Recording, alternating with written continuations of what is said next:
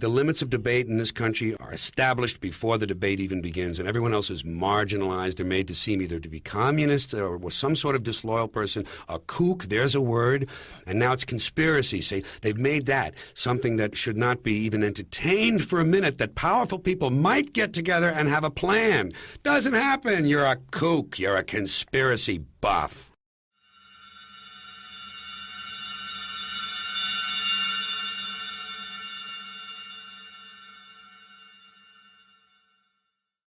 A short introduction. I grew up leading a wonderful life. A fan of action and academics, I was an honors high school graduate with the highest mark in history award at 92%. I earned a double major in history while pursuing my education and arts degrees in 2 universities. Professors asked me to publish some of my essays. The future was looking bright until I realized that it's not what you know and how you can explain it, but rather who you know that counts. I watched my friends get married, buy houses, and start families, while I wondered how I was going to move out of my parents' house. I went back to school to study advanced woodworking and restart my career. It would take me a decade to realize that God had other plans for me. In June 2005, I had an awakening. While reading Matthew 24, I received the impression that what was being discussed in that passage could only be applied to events in our time. I searched Matthew 24 online to get other interpretations. One of those commentaries mentioned the word conspiracy. I was curious. I was instantly flooded with more than I could bear. For 4 sleepless days, I tried to disprove every aspect of what I saw. I couldn't. If my worldview was a computer operating system, it permanently crashed. I had to rebuild my paradigm. This was no easy task, as I had a lot invested. What you're about to see is the result of 5 years' worth of reading of dozens of books, listening to hundreds of podcasts, and reading thousands of articles. This presentation has cost me at least $5,000, and I'm giving it away for free. Because I have invested as much time and concern on this project as others spend raising a child, I have occasionally been labeled obsessed. What these people don't realize is that I'm doing this for them. They don't want to see what I see, yet. I finally understand how someone like Adolf Hitler managed to fool the overwhelmingly Christian nation of Germany into believing that he was doing God's work. I now know that Adolf Hitler was a large part of an agenda that is so massive that it can't be fully described here.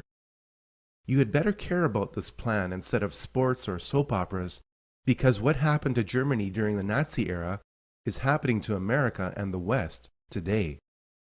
In a good 2 hours, you will learn the most important details of some aspects of what took me over 2 years to figure out. I don't know everything, but I know enough. Find out how to capture this presentation on your computer and make DVDs from it while we still have a free internet. Send me an email, especially if you decide to take up the offer at the end.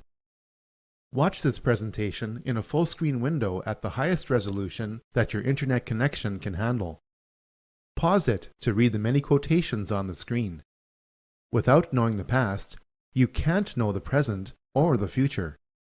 This is why so much of this presentation is a very intense history lesson that you may need to watch several times to fully understand. Please be patient with it and watch it to the end. It does get to a point, which is this: there is hope for the future. Leonard Ulrich, March 2011.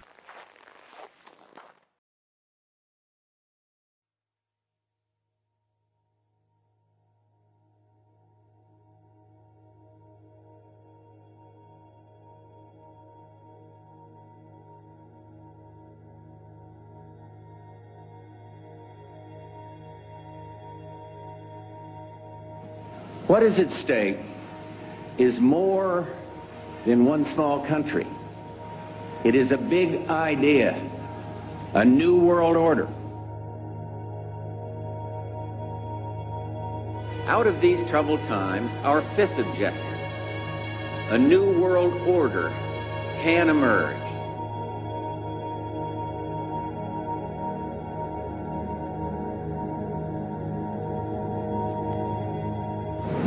своем движении в другом направлении, к новому мировому порядку, I think новой even цивилизации.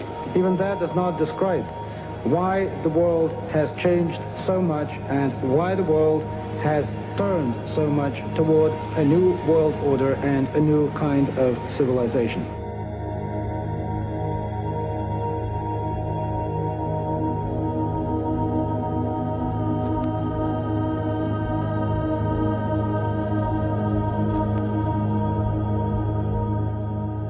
After 1989, President Bush said, and it's a phrase that I often use myself, that we needed a new world order, and instead it looks like we got a lot of disorder.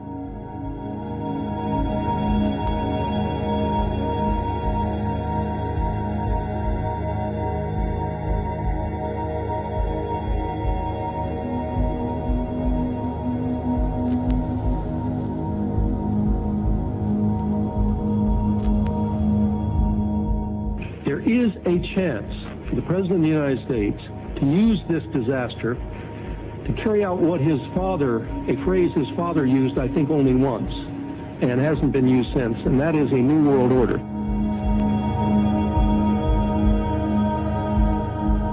This was a stirring address, in my view, shorter than his father's speech when he announced the New World Order.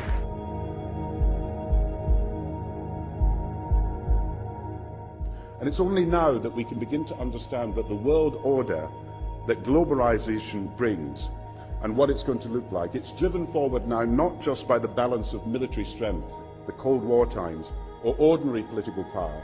It's being driven forward by a seismic shift in economic power that we see around us. We've got to give them a stake in creating the kind of world order that I think all of us would like to see. Thousands of people gathered to hear Barack Obama deliver key foreign policy speech on his current European tour. The Democratic presidential hopeful laid out his vision for America's place in a new world order, saying he was speaking as a proud citizen of the United States and a fellow citizen of the world.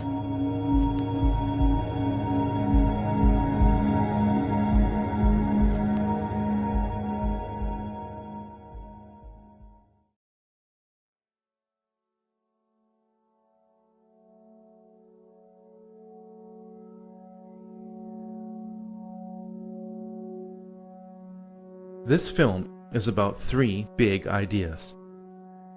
Most of the evil in this world is highly coordinated and is fulfilling biblical prophecy to the letter. Historical and current events are being influenced by evil to make the appearance of the Antichrist highly probable within a generation.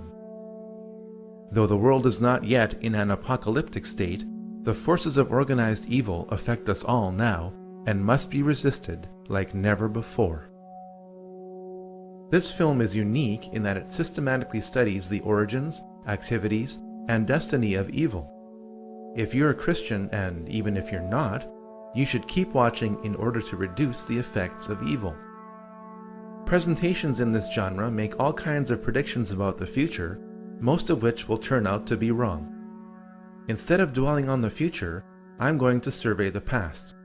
Once you know how we got here and then compare our present situation to what the Bible said would eventually happen, you might be interested in its solutions. If you think this is all fluff, then please consider the following question. If the Bible's explanation of evil is just a myth, then why are so many anti-Christians doing everything they can to fulfill that myth? Looks like we should study the New World Order.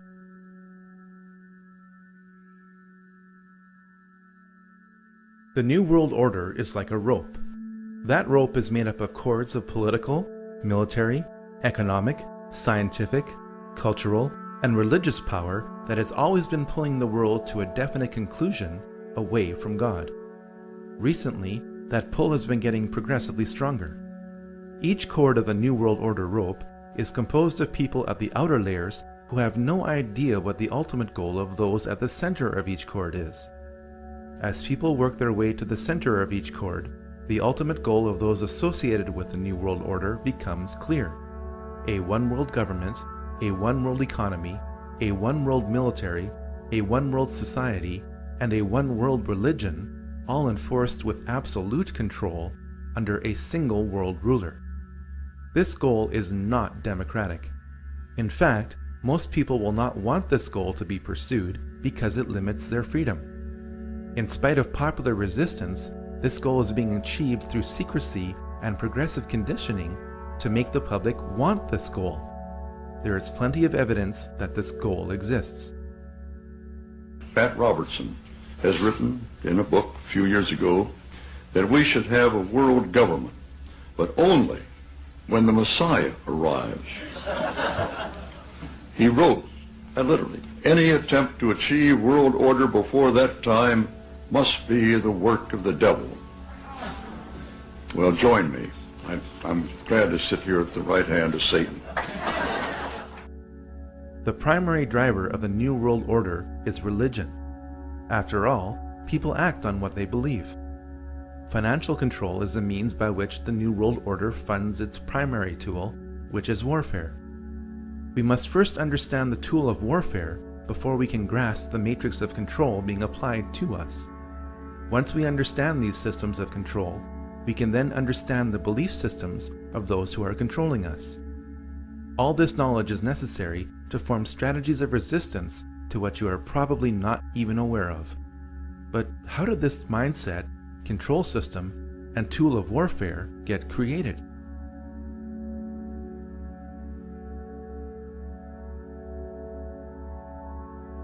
All secret societies trace their origins back to the ancient mystery religions practiced in Sumeria, Egypt, and Babylon. These ancient mystery religions were responsible for keeping a closed population in total subservience to a small elite, which were worshipped as gods, or as intermediaries between the masses and the gods. Knowledge is power. If you know when the next solar eclipse is going to occur, and others around you don't, you can demand a lot from a primitive society when you threaten to turn off the sun. People with secret knowledge of astronomy are going to try to keep that knowledge to themselves.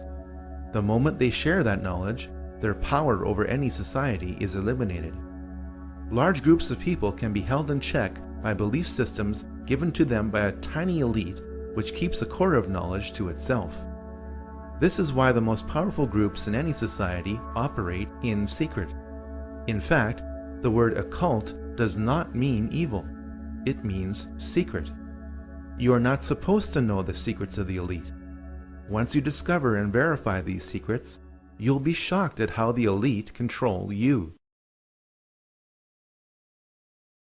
The very word secrecy is repugnant in a free and open society, and we are, as a people, inherently and historically opposed to secret societies, to secret oaths, and to secret proceedings. And there is very grave danger that an announced need for increased security will be seized upon by those anxious to expand its meaning to the very limits of official censorship and concealment.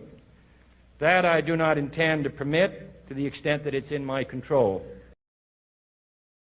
For we are opposed around the world by a monolithic and ruthless conspiracy that relies primarily on covert means for expanding its sphere of influence, on infiltration instead of invasion, on subversion instead of elections, on intimidation instead of free choice, on guerrillas by night instead of armies by day.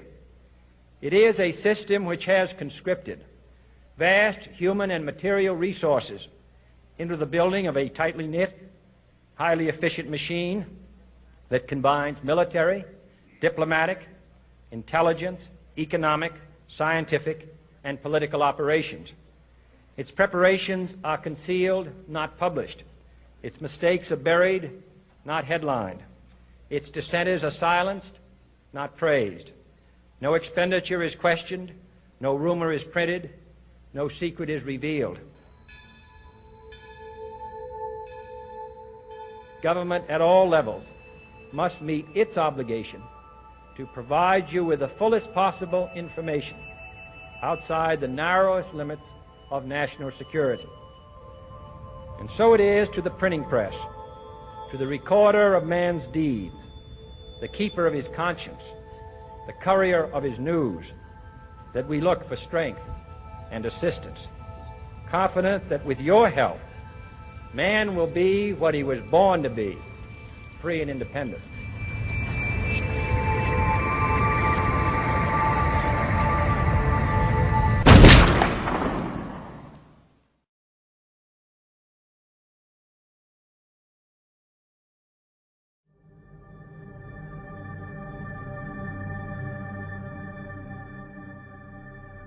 While other cultures were practicing pantheism, the monotheism of the Israelites kept them unique.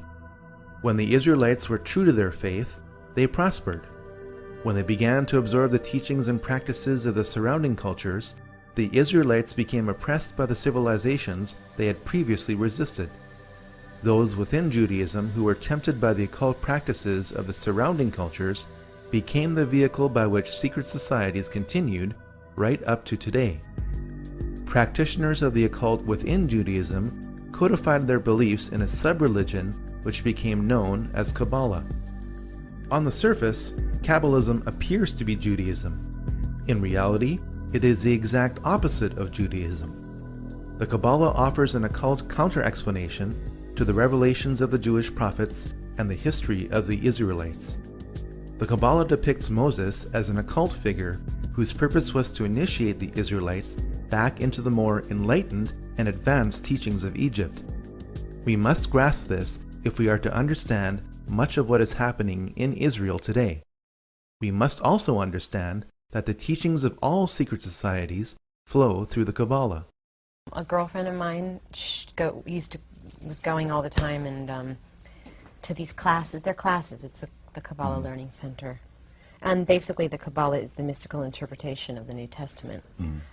And she kept telling me about this really charismatic rabbi named Eitan who told these great stories, and she kept going on and on about it, and and I said, listen, Susan, I'm not even Jewish. Why are you telling me these things? And she's like, you don't have to be Jewish. Just come and take a study, and if you like it, well, you like it. If you don't, leave. So I did. Those of you who have never heard what some call the deep things of Satan, I know your works, but I have this against you. That you have abandoned the love you have. And the soul beast rises like the sea with 10 horns and 7 heads, and a blasphemous name upon its head, and the beast that I saw was like a leopard. Its feet were like a bear's, and its mouth was like a lion's mouth, and to it the brain of his power. And the whole earth followed the beast with wonder, and they worshipped the beast, saying, who is like the beast, and who can fight against the beast? It opened its mouth to utter blasphemous words against God.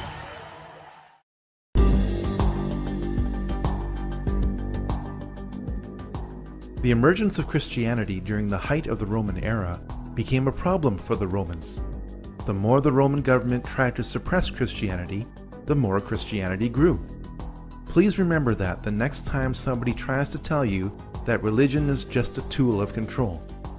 Because the Roman government couldn't eliminate Christianity, it eventually decided to merge its belief system with it. The moral decline of the early church can be traced back to the time when Constantine decided to become a Christian for whatever reason. The beliefs of the Babylonians, Egyptians, Greeks, Eastern cultures, and Romans infiltrated much of Christianity as the Roman government merged with Christianity. At the heart of this infiltration was Gnosticism. Gnosticism means salvation through knowledge, while Christianity means salvation through Christ. Gnosticism has always been the primary driver of the New World Order.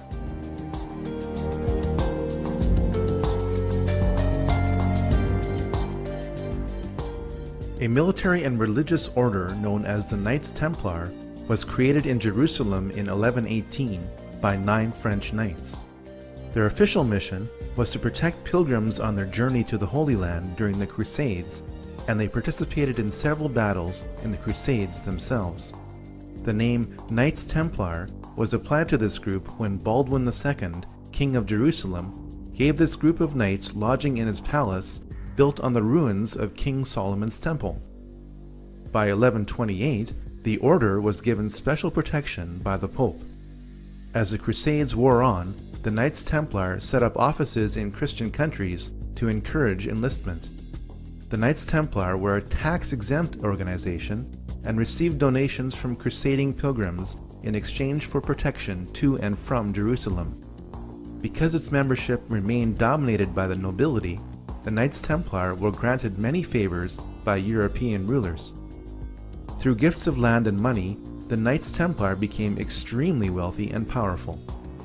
The Knights Templar degenerated to the point where they practiced idolatry, sex rituals, and worshipped Satan in the form of the Baphomet. In fact, sodomy became a rite of initiation into the order. Unfortunately, those practices are being carried on today.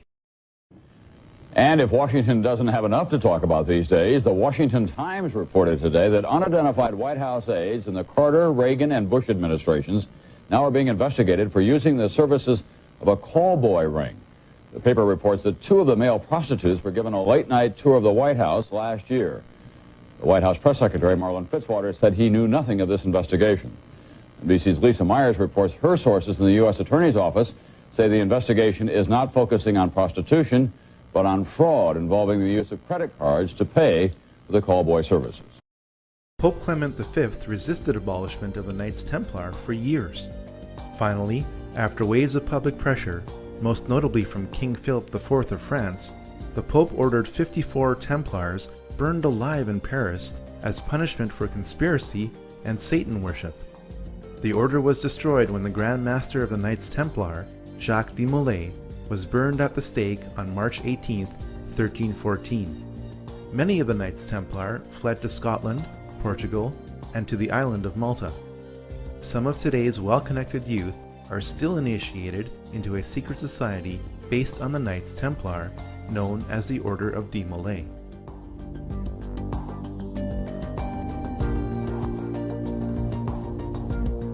The Rosicrucians were a religious order that combined the beliefs of ancient mystery religions with Christianity.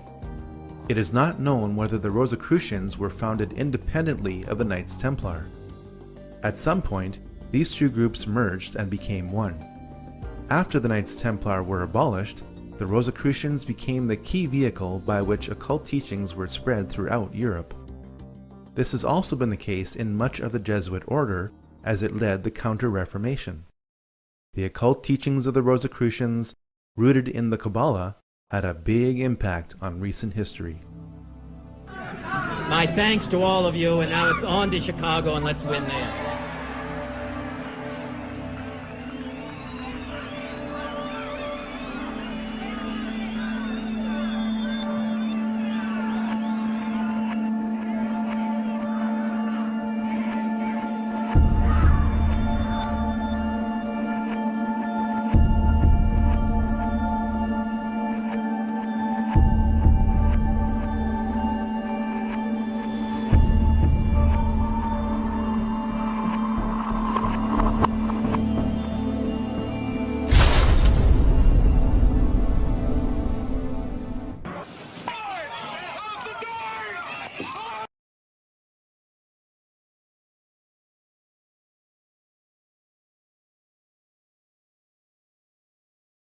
Freemasonry started when the Rosicrucians merged with the stonemason guilds of Europe.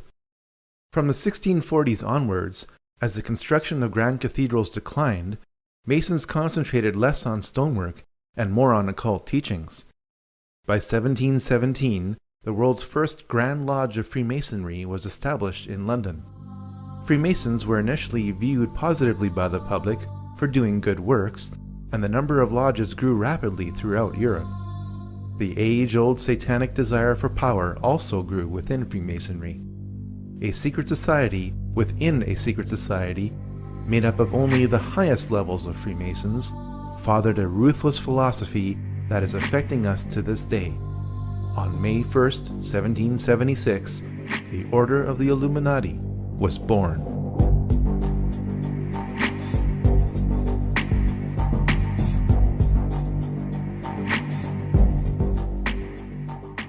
The Illuminati were a perfect storm of Freemasonic, banking, and religious interests.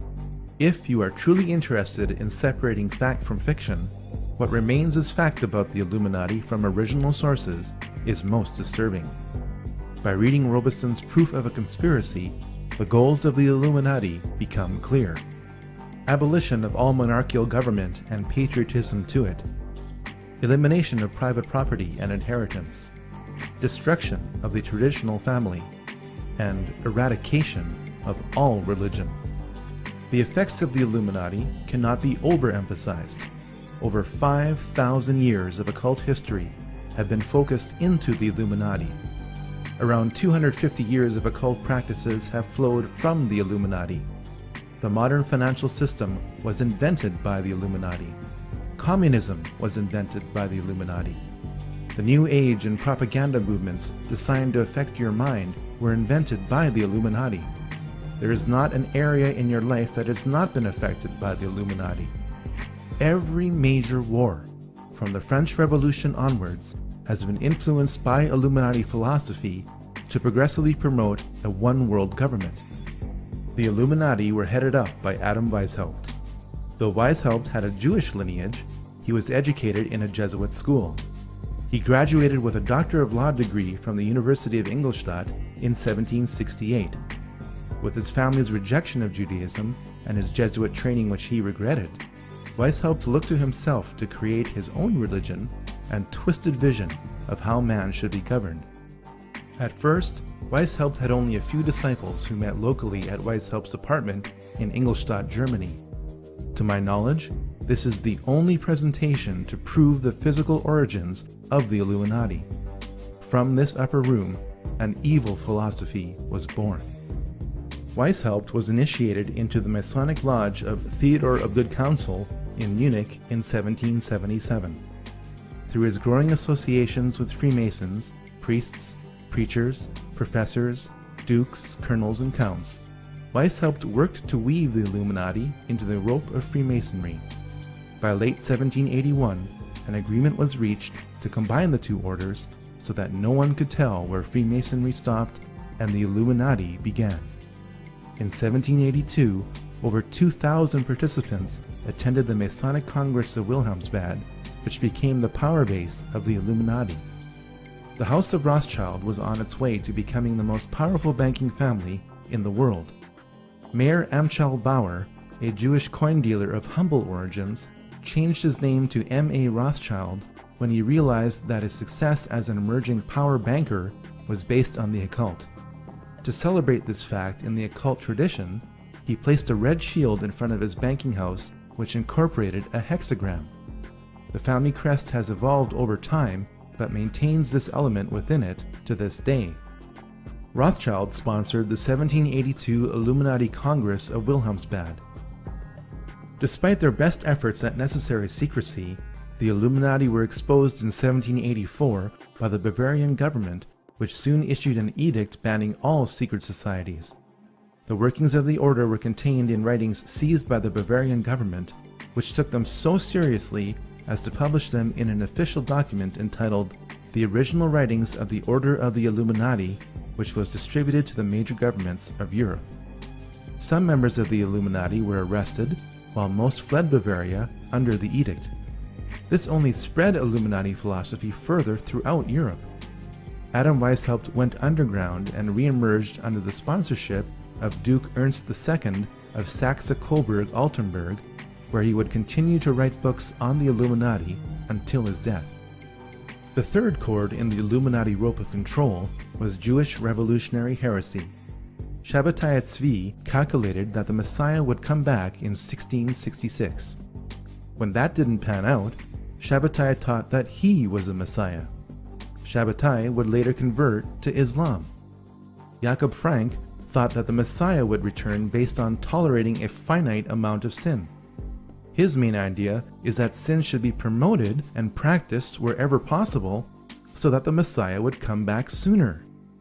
Eventually, Frank also taught that he was a Messiah and that he was a successor to Shabbatai Tzvi. We need to know all this because the revolutionary Frankists were a large group of over 1 million Jews and some Frankists were involved in the French Revolution. With his rejection of traditional Judaism and embrace of the occult, Rothschild welcomed Frankism.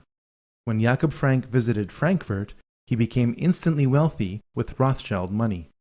When the French Revolution was over, the Frankists scattered in Poland and Bohemia, intermarried into the gentry and middle class, and took on the appearance of Christianity. You need to know about the Frankists for two reasons. First, many prominent American politicians appear as moderates, but have a family tree rooted in Eastern European Jewish revolutionary heresy. We have heard that 500,000 children have died. I mean, that's more children than died in Hiroshima. And you know, is the price worth it? I think this is a very hard choice, but we think the price is worth it. You'll be surprised to learn that several key Middle Eastern politicians also share these roots.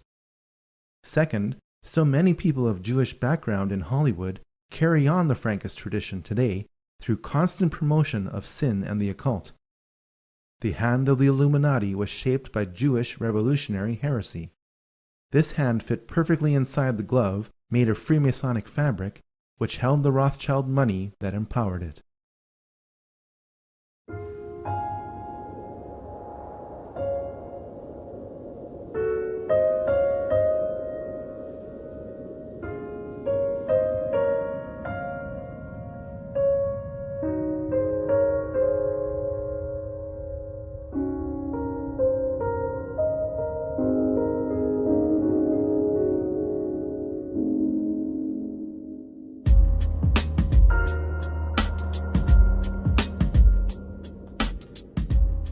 Scattered from Bavaria, the Illuminati quickly re-emerged in France within pre-existing revolutionary groups, the largest of which was the Jacobin Club. The Jacobins, with the money from the Duke of Orleans, bought up and transported out much of the grain supply in France to create an artificial food shortage in 1789. The famine that resulted drove people to revolt. The Jacobins told the people to blame the famine on King Louis XVI and Queen Marie Antoinette. The fate of that French monarchy was sealed in the minds of the public when it was alleged that Marie Antoinette said, "Let them eat cake," in response to the famine. Jacobin propaganda pinned this saying on Antoinette to create maximum hatred for the monarchy. It worked. The hatred of all authority in the French Revolution did not stop with the execution of the French king and queen in 1793. By the time the 6 successive waves of the French Revolution had passed, over 18,000 people had been guillotined without trial. Decapitated heads of the nobility were stuck on bayonets and paraded throughout the streets. The Christian calendar was abolished. The work week was lengthened to 10 days straight. By the time the French Revolution burnt itself out, it is estimated that this program killed 300,000 people, all in the name of liberty, equality, and fraternity. The world's first Luciferian revolution, guided by the Illuminati, was complete.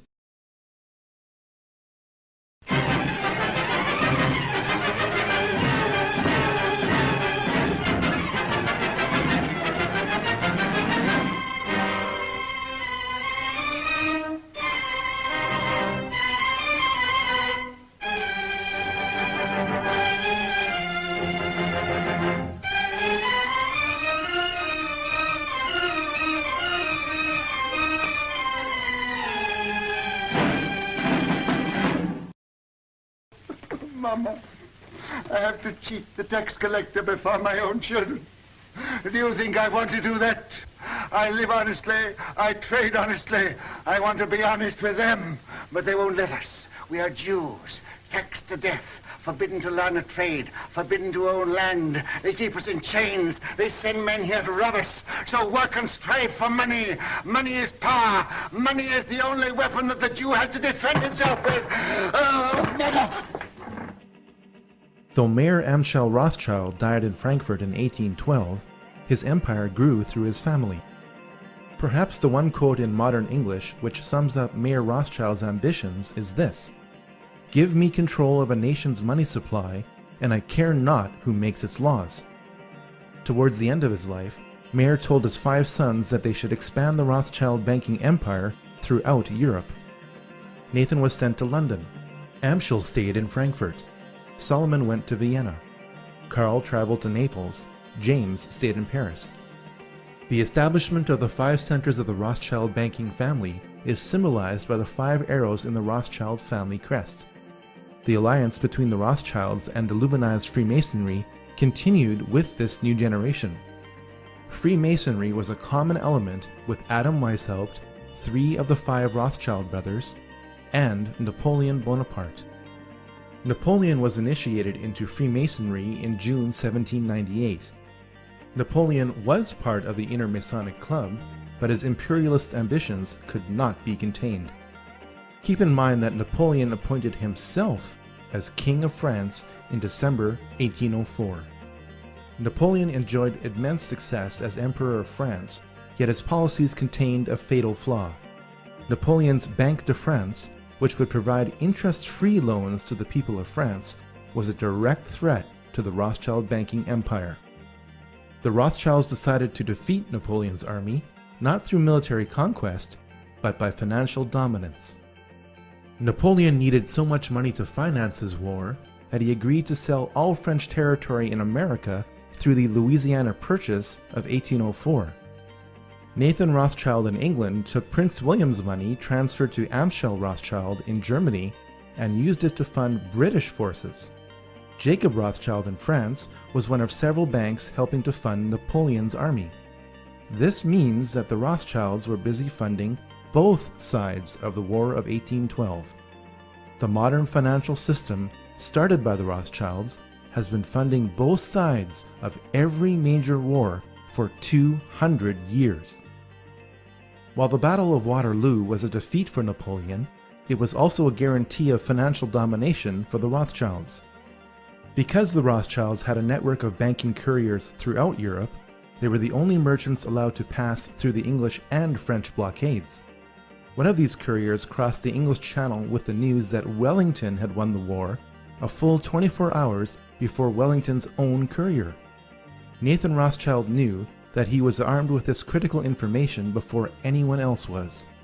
He ordered his workers to start selling holdings of British war bonds. Other traders observed this false maneuver and started selling their bonds in a panic. The bonds became worthless as everyone thought that Rothschild's action meant that Napoleon had won the war. Nathan Rothschild then instructed his traders to buy all the British bonds they could get. When London heard the news that England won the war against Napoleon, British bonds gained a level of value even higher than before the war began. The ownership of such a vast sum of high-value bonds meant that the Rothschilds literally owned the Bank of England. On top of all this, there were the profits to be made from loans to Europe to repair the damage done by Napoleon. From the Battle of Waterloo onwards, the interests of the British Crown and the Rothschilds were so intertwined that the Rothschilds were given titles of nobility. Eventually, through intermarriage, the Rothschilds became royalty.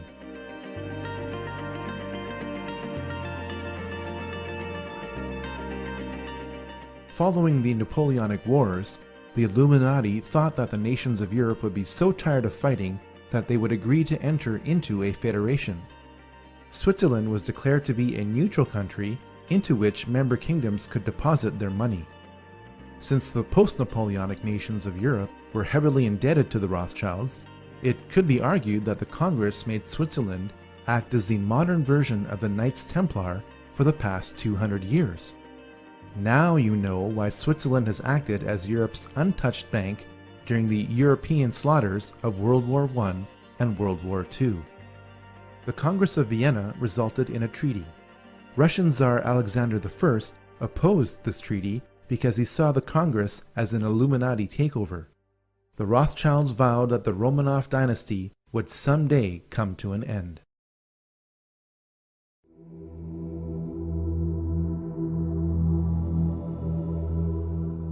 Columbus did not discover anything. The Vikings arrived in North America 500 years before Columbus did. Manly P. Hall, the most prolific Masonic author of all time, wrote a compact book in 1944 entitled the secret destiny of America. It confirms that the Old World knew about the New World for thousands of years.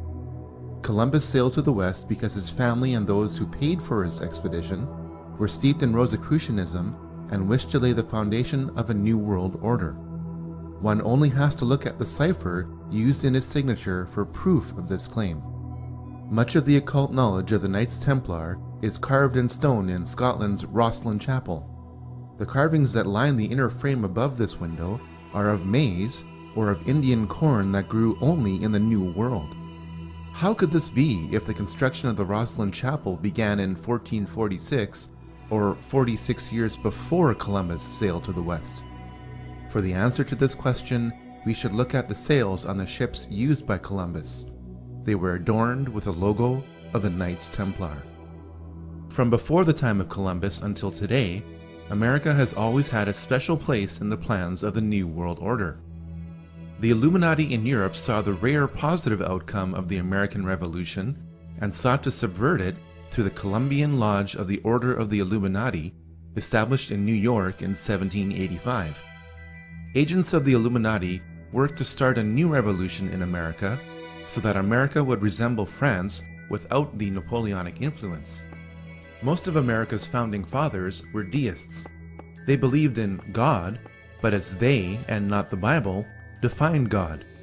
The level of Gnosticism that the founding fathers of America were involved in ranges from mild to severe. George Washington never defined his faith in his own writings. He was also a Freemason. He helped design the street plan of Washington, D.C., which is laid out according to Masonic symbology. Thomas Jefferson also talked about God, but rejected the Bible. In fact, Jefferson wrote his own New Testament, deleting passages and cutting out entire books like the Book of Revelation, which didn't agree with him. Benjamin Franklin talked about God, but rejected traditional Christianity. What is particularly disturbing about Benjamin Franklin is his membership in the Hellfire Club in London. In the late 1700s, a group of Englishmen formed the first Hellfire Club, a fraternity dedicated to drinking, sex, and at times ridiculing Christianity and mocking its sacred rituals. Members met at ruined monasteries to revel in black masses and drunken orgies. An occasional participant was the American ambassador to Great Britain, Benjamin Franklin. Whether or not any of these American leaders are Christian is not for me to decide.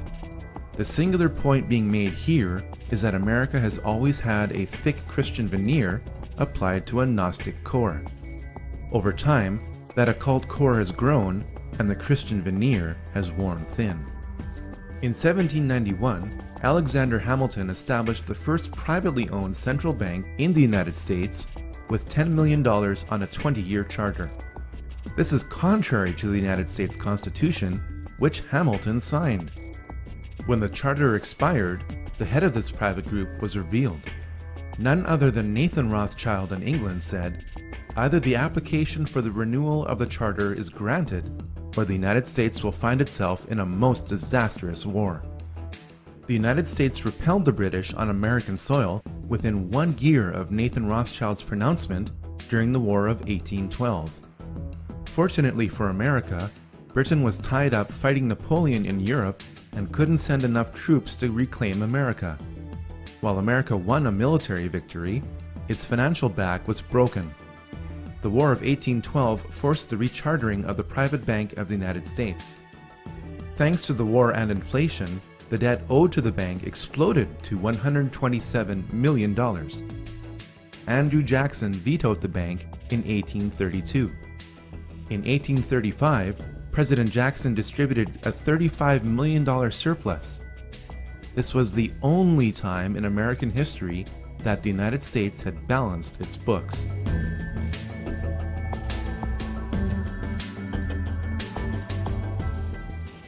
The Rothschilds had their sights set on reclaiming America. A divide and conquer strategy would be used by creating a conflict between the North and the South. The North was to be a British colony annexed to Canada under the control of Lionel Rothschild. The South was to be a French colony given to Napoleon III of France under the control of James Rothschild. Lincoln's main problem shifted from slavery, which he outlawed, to how he was going to pay for the defense of America against the international bankers who were destroying it. Lincoln came up with a brilliant solution called the greenback. The government would print its own interest-free currency that would later be redeemable in gold. The bankers wouldn't stand for this. On April 14th, 1865, 5 days after the South surrendered, Lincoln was shot by John Wilkes Booth. Booth was a member of the Knights of the Golden Circle.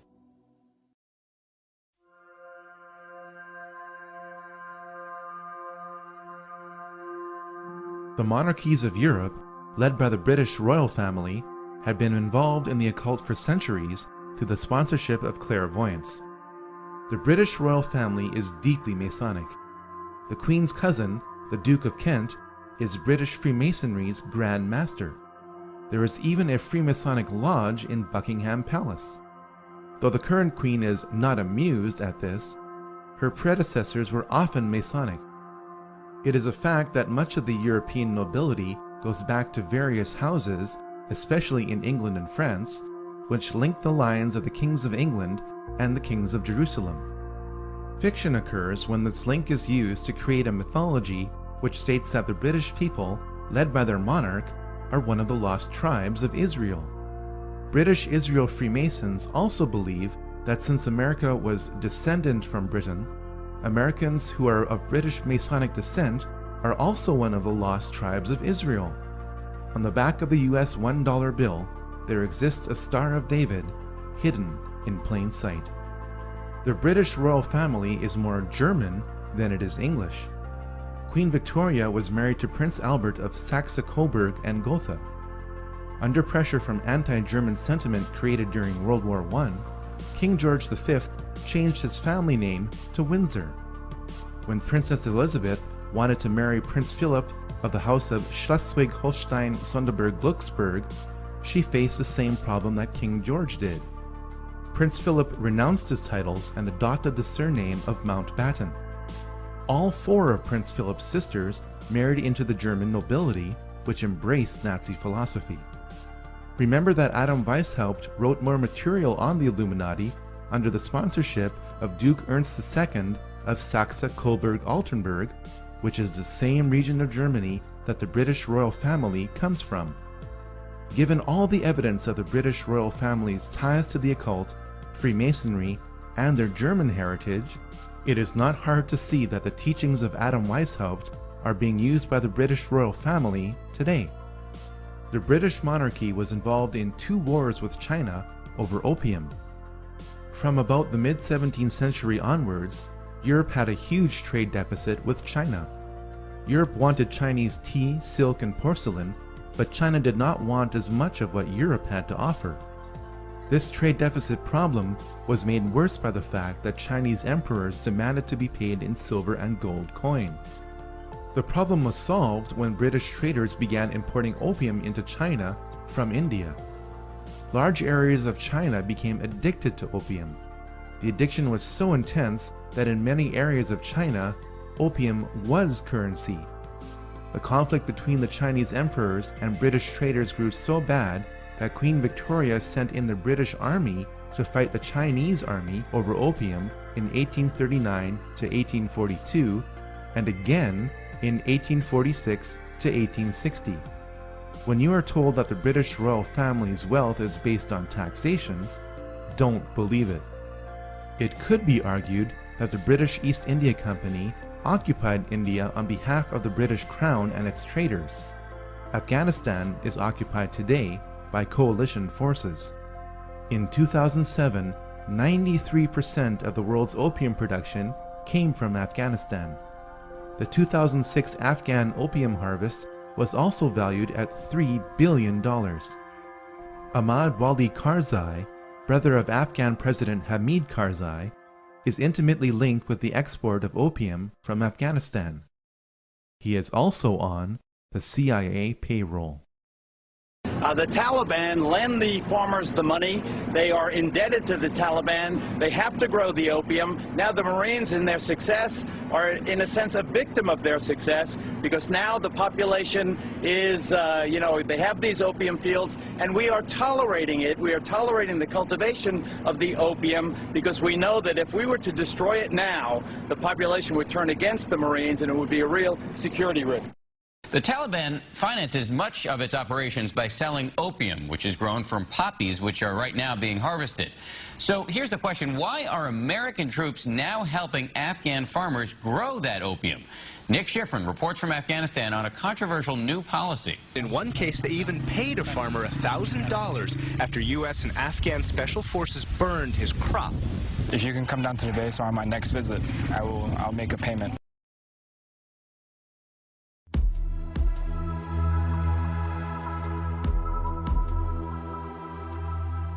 The Round Table groups are the most influential and interconnected secret societies in the Western world. While Cecil Rhodes did not start any of these groups, he was instrumental in ensuring that they worked together toward a common goal. In 1966, Georgetown University history professor Carroll Quigley defined this goal in a massive work entitled Tragedy and Hope. One of the members of the Round Table groups sponsored Carroll Quigley, who was given access to their secret records to produce what the group thought would be an internal publication.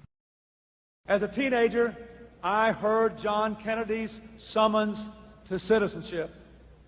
And then, as a student at Georgetown, I heard that call clarified by a professor named Carroll Quigley, who said to us that America was the greatest nation in history because our people had always believed in two things: that tomorrow can be better than today, and that every one of us has a personal, moral responsibility to make it so.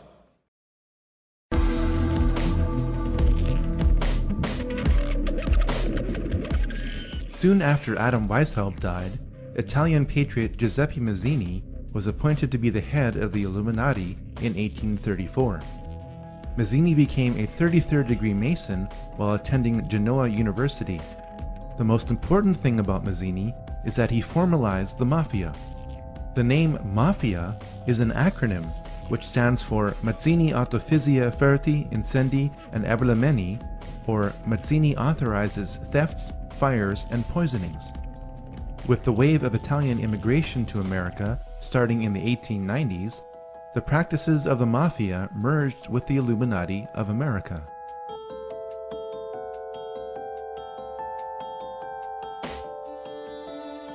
Next to Adam Weishaupt, Albert Pike is the most influential Freemason in history. Pike was asked by American Freemasons to reform its rituals. He did so in a Masonic handbook entitled Morals and Dogma of the Ancient and Accepted Rite of Freemasonry, published in 1871.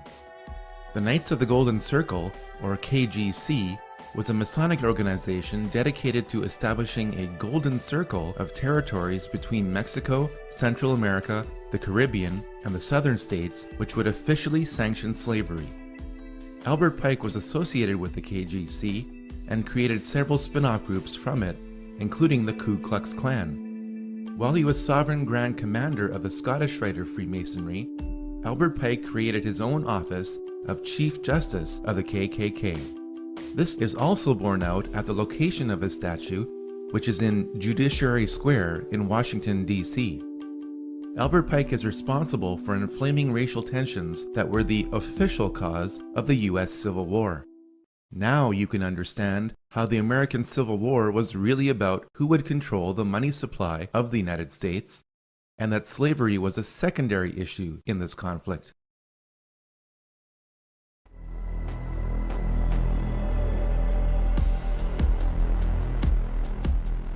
William Huntington Russell was one of the more prominent merchants involved in the Chinese opium trade.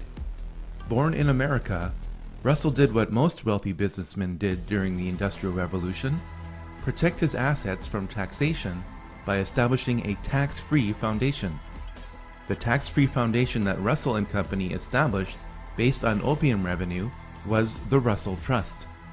The key institution of indoctrination that Russell Trust established was Skull and Bones. Skull and Bones was founded at Yale University in 1832 as a black lodge of Freemasonry. The odds that both presidential candidates would happen to be members of Skull and Bones is approximately 1 in 750,000. 3 generations of the Bush family have been members of Skull and Bones. George W. Bush, his father George H.W. Bush, and his father before him, Prescott Bush, were all members of this occult secret society. The videotape provides a grainy glimpse into what appear to be the initiation rituals of a secret society that's been around since 1832, whose members have gone on to be leaders of Wall Street and the White House, the Senate and the Supreme Court. They're sort of trying to scare the initiates, make them, disorient them, frighten them. New York Observer investigative reporter Ron Rosenbaum accompanied a team of Yale students who shot these pictures 9 days ago. Rosenbaum's curiosity about Skull and Bones was permanently piqued when, as a classmate of George W. Bush, he lived right next to the Tomb, the group's heavily fortified home. From their perch, Rosenbaum and his cohorts taped the Tomb's courtyard. What they captured, they say, was initiates, known as neophytes, being forced to kiss a skull, then members performing a mock killing. It may look like your average fraternity nonsense, but Rosenbaum says it's not. Even though it may seem silly to us, it seems to mean something to them, and you can't argue with the success of Skull and Bones. It has been alleged by members of Skull and Bones that it was Prescott Bush who stole the skull and bones of Indian Chief Geronimo and placed it in the tomb as a source of spiritual power. George W. Bush never apologized for his activities in Skull and Bones. One of the first things he did as president was appoint many of his fellow bonesmen to positions of power. President Bush has tapped 5 fellow bonesmen to join his administration. Most recently, the head of the Securities and Exchange Commission, William Donaldson, Skull and Bones, 1953. Does that relationship, forged with all this mumbo-jumbo and coffins and skulls and bones and all of that stuff, does that become, in some cases anyway, stronger than family, faith? Absolutely. You know, they say the motto at Yale is for God, for country, and for Yale. At Bones, I would think it's for Bones.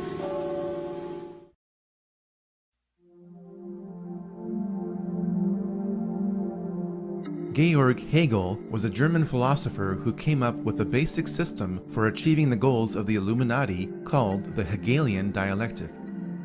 This system is based on 3 steps. In step 1, a rogue government will create the problem that harms or even kills its own citizens. This deception is known as a false flag attack. In step 2, a rogue government will control the reaction to the problem which it created by typically blaming it on an enemy or some aspect of its own society over which it seeks more control. This is why the term false flag attack is so named. In step 3, a rogue government will offer the solution to the problem which it created. This solution is typically a war or a system of regulations. The solution would usually not be accepted by the public had the rogue government not created the crisis and controlled the reaction to it in the first place. A government which seeks increasing control can keep pushing society to accept its agenda by following a series of problems, reactions, and solutions which it planned all along. The significance of the Hegelian dialectic is not how evil it is, but rather how often governments choose to follow it. There has not been a major war in the 20th and 21st centuries that does not follow the Hegelian dialectic.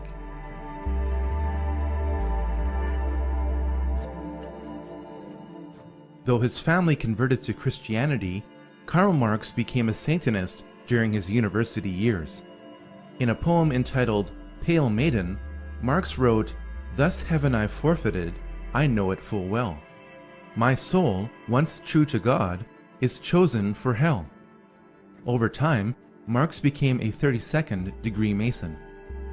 Karl Marx met up with German philosopher Friedrich Engels. Engels joined a revolutionary group 10 years earlier founded by Giuseppe Mazzini. It was Engels who would feed Karl Marx physically and intellectually for life. Marx published the Communist Manifesto in 1848 based on a draft from Engels. The manifesto was commissioned by the Communist League in London, whose history can be traced back to the Jacobin Club and the Illuminati. The foundations of communism are identical to the goals of the Illuminati. Karl Marx was always looking for money. He found it when Nathan Rothschild gave Marx several £1,000s to finance the cause of socialism through the Hegelian dialectic. Marx wrote Das Kapital in 1867, which became known as the Bible of the working class. While his Bible called for the working class to rise up and overthrow the financial bourgeoisie, Marx evidently did not practice what he preached. In an 1864 letter to his uncle, Marx announced that he made £400 on the stock exchange. Nikolai Lenin picked up where Karl Marx left off. Lenin admired Mikhail Bakunin, who wrote, "The evil one is the satanic revolt against divine authority. Satan, the eternal rebel, the first free thinker, and the emancipator of worlds." While attending university, Lenin became a Mason.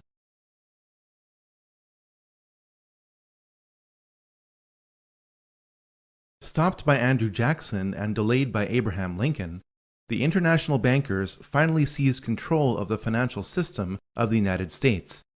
On December 23, 1913, the Federal Reserve Act passed through Congress when most congressmen were home for Christmas. President Wilson promised to sign the Federal Reserve Act in exchange for campaign contributions. This unconstitutional act allowed a private group of international bankers to print pieces of paper as money which would be loaned out to the government at interest. Leading directly or indirectly through their agents, the most prominent members of this group were J.P. Morgan, J.D. Rockefeller, Jacob Schiff, and Max and Paul Warburg. Every member of this group was connected in different ways to the Rothschilds. The international bankers wasted little time in doing what they do best: finance wars.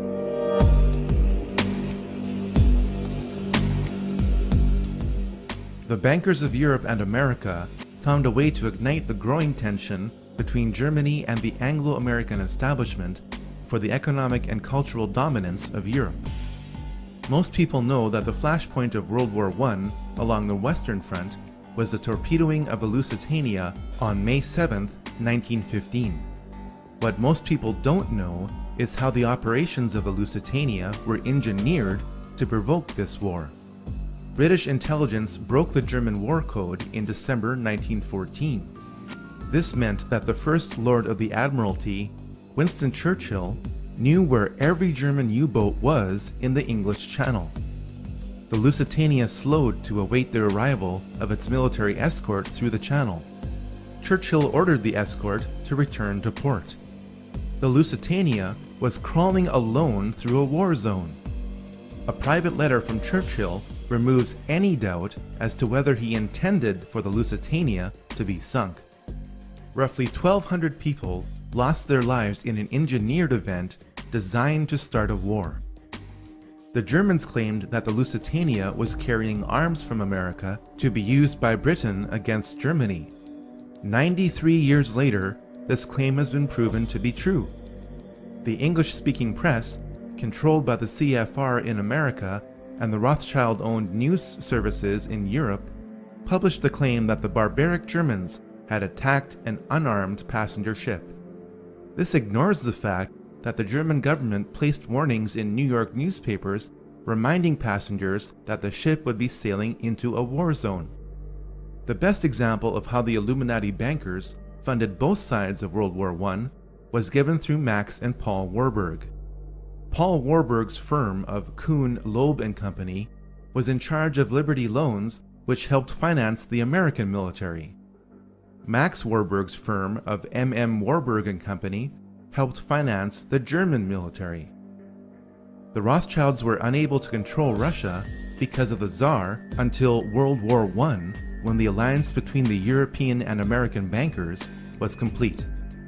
Jacob Schiff spent $20 million in gold to finance the Russian Revolution through Leon Trotsky, who was exiled in style in New York.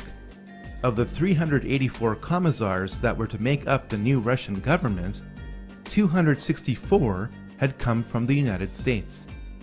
When the ship carrying the men and materials for the revolution were seized at the port of Halifax by Canadian authorities, President Wilson secured their release by stating that if they weren't let go, the US would not enter the war.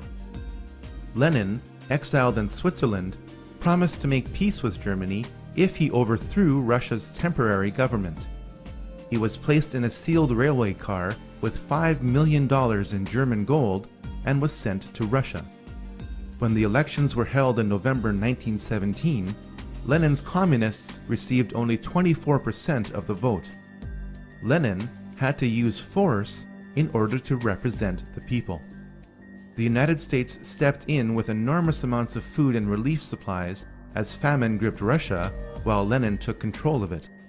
This opened the door for American industrialists and financiers like J.D. Rockefeller to build the infrastructure of Russia. The net effect was that America continued to support the Communist Revolution. This support was extended as power was transferred from Lenin to Stalin in spite of Stalin's ruthlessness. World War I ended according to the master plan of the 20th century Illuminati financiers. They knew that communism could only continue so long as capitalism supported it. The financiers also knew that the oppressive chains of the Treaty of Versailles would be broken by a leader who would eventually rise up from within Germany. Welcome to the first round of Problem, Reaction, and Solution.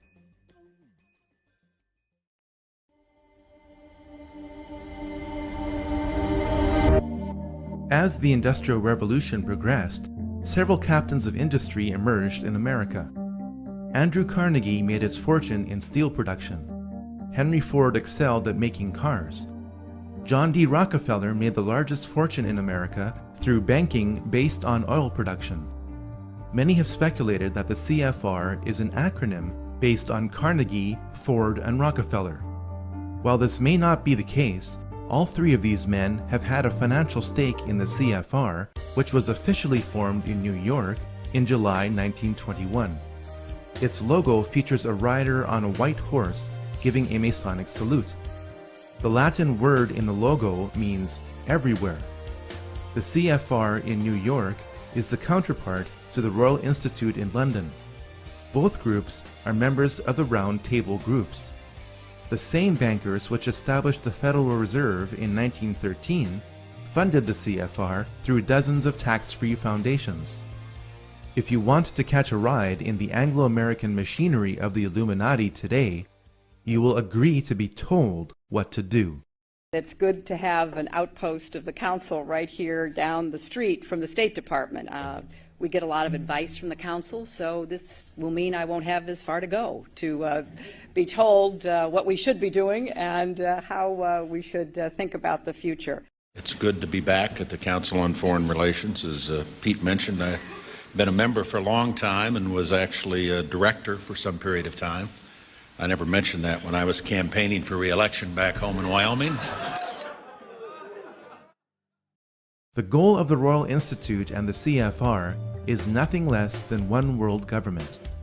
In 1950, CFR member James Warburg testified before the Senate Foreign Relations Committee and said, "We shall have world government whether or not you like it, by conquest or consent."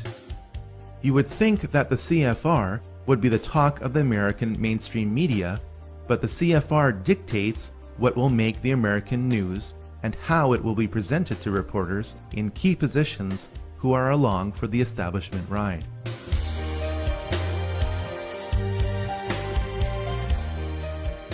Following World War I, the League of Nations was the first popular attempt at creating a world government. The League was promoted as the way of providing a collective security, since an attack on any one member of the League would be considered an attack on all. The League failed as an organization, but acted as a successful stepping stone for the globalists.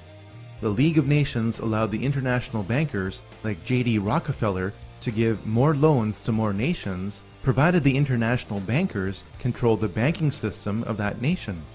When the Bank for International Settlements was established in 1930, the Illuminati financiers gained more control of the world's money supply. This was all the more reason to start World War II.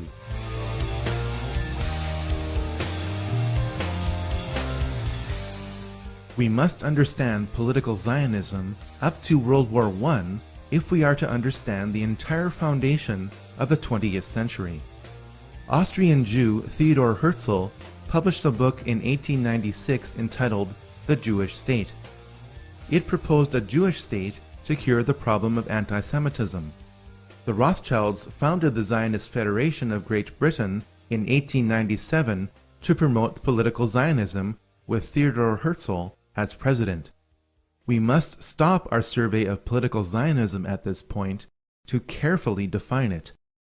Political Zionism is the social movement which creates and sustains the physical nation of Israel. This definition is in the present tense because the territory of Israel is in a state of flux. Political Zionism is also the driver for world government through Israel in the tradition of the heretical Frankist Jews. This definition is embodied by the Rothschild family. Not all Jews are political Zionists. Not all political Zionists are Jews. The political Zionist movement feeds off Jews in the same way that the Nazi movement fed off Germans. Political Zionism is the greatest enemy of the Jews. Political Zionism is the ultimate dialectic, and Theodor Herzl understood this. I must warn you, what you are about to hear is truly evil. It is essential that the sufferings of the Jews become worse. This will assist in the realization of our plans. I have an excellent idea. I shall induce the anti-Semites to liquidate Jewish wealth. The anti-Semites will assist us thereby in that they will strengthen the persecution and opposition of the Jews. The anti-Semites shall be our best friends. Frankism is the basis of political Zionism, which expressed itself in the Russian Revolution. Karl Marx's real name was Moses Mordecai Levy. Vladimir Lenin was born Vladimir Ilyich Ulyanov, which is of Jewish lineage. Leon Trotsky's real name was Lev Davidovich Bronstein. The Rothschilds finally succeeded in making good on the threat to remove the Romanov dynasty from power through the Frankist Bolsheviks they controlled.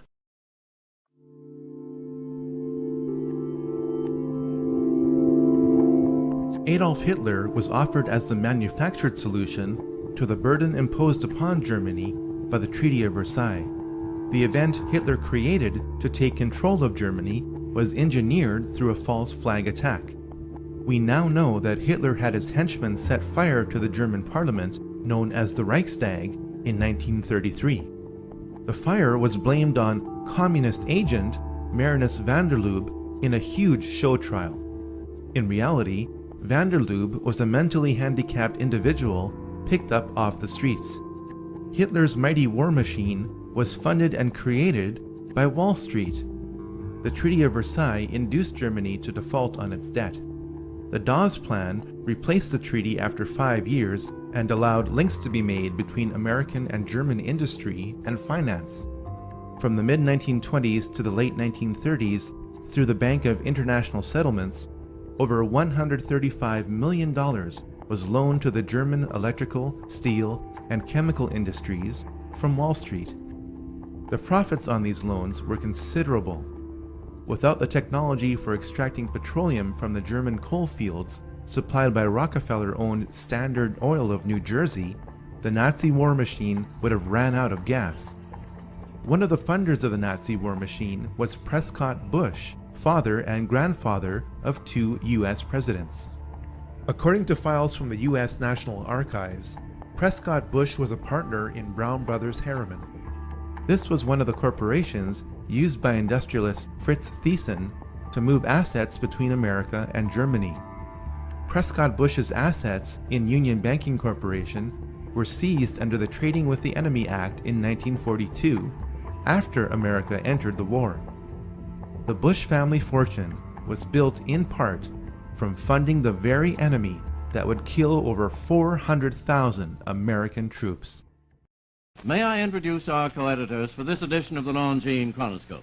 Our distinguished guest for this evening is the Honorable Prescott Bush, United States Senator from Connecticut.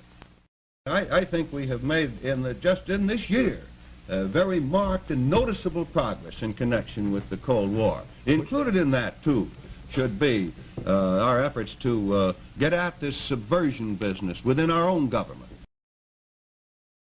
The ideologies of the Nazis and the Communists were set against each other by the Illuminati financiers in a dialectical struggle. Both ideologies are flawed and use the same means to produce the same result.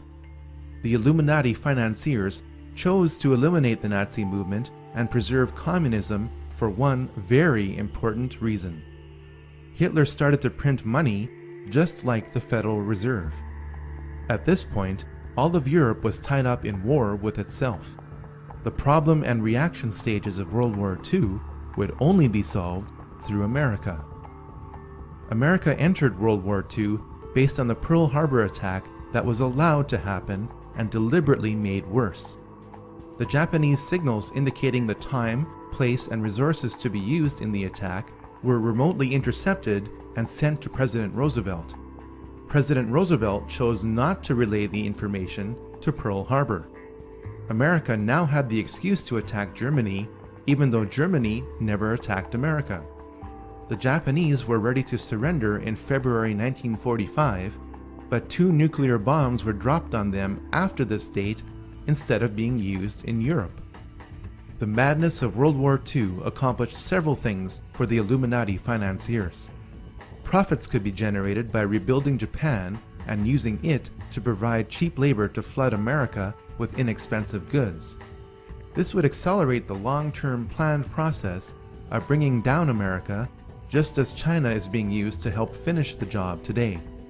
Communism was allowed to consume half of Europe in order to lock America and the Soviet Union in a new dialectical struggle and a new opportunity for profit.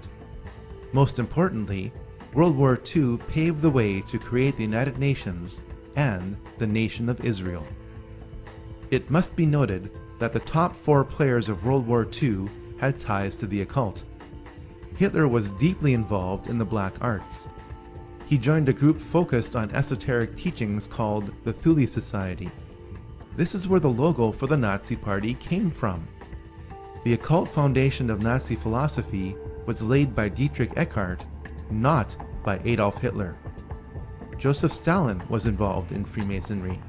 Here we see him giving the same sign of the hidden hand, the same hand sign of Freemasons Napoleon and Solomon Rothschild. Franklin Roosevelt was a 32nd degree Mason. Winston Churchill was a member of 2 Masonic lodges, including a Druidic lodge. When you look at a photograph of the 3 main characters involved at the Yalta Conference in February 1945, keep in mind that all 3 were Freemasons.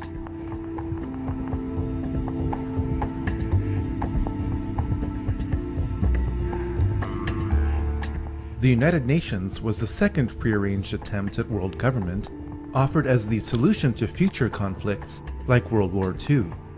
To help prevent the pivotal United States from backing out of the United Nations, as it did with the League of Nations, the UN was to be located on American soil with land graciously donated by John D. Rockefeller Jr. Through its domination of the American media, the CFR conditioned the United States to accept the increasing role of the UN in the drive for world government.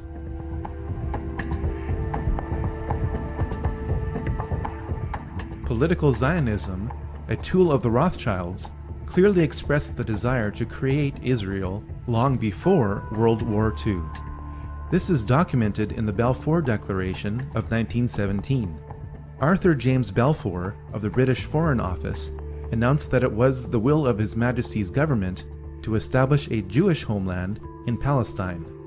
This official policy was given to the World Zionist Federation of Great Britain, headed by Lord Rothschild, over 30 years before Israel was created. James Balfour, a willing tool of the British Freemasonic crown, was awarded many Masonic royal titles for this and other services rendered. Political Zionism used and magnified the anti-Semitism of the Nazi movement to create Israel. As soon as Hitler took power in 1933, many Jews around the world boycotted German goods. The political Zionists in Palestine negotiated a secret deal with the devil. In return for the transfer of 60,000 Jews and $100 million to Palestine, political Zionists would halt the worldwide Jewish-led anti-Nazi boycott that threatened to topple the Hitler regime in its first year. Over 40 million Chinese died in a 25-year period under the dictatorship of Mao Zedong, yet all you probably know is the phrase 6 million Jews. If you question the scope and purpose of the Holocaust, you will be labeled a Holocaust denier. The Holocaust of the Jews has been ground into the public consciousness by the political Zionists who used and inflated its horror to justify their goal. Theodor Herzl's dream was realized when the flag he proposed, based on the Rothschild hexagram, flew over Israel in May 1948.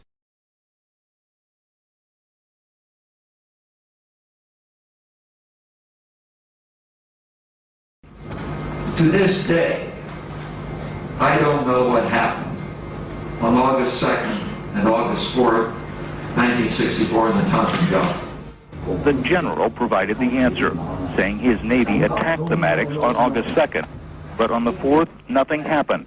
There was absolutely nothing, he said. The revelation may be important to historians.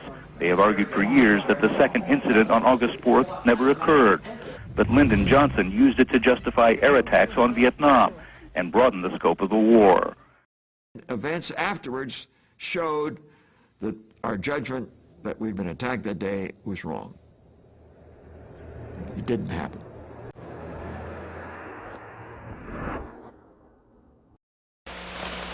Annie?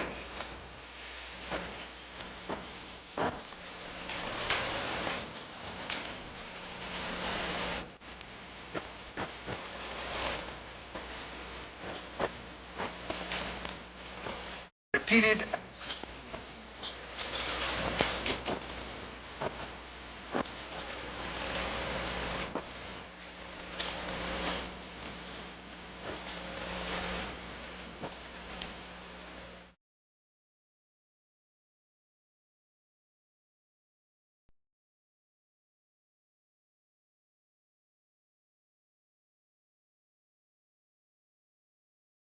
The wars against Asian communism for 30 years were symptoms of a much larger problem.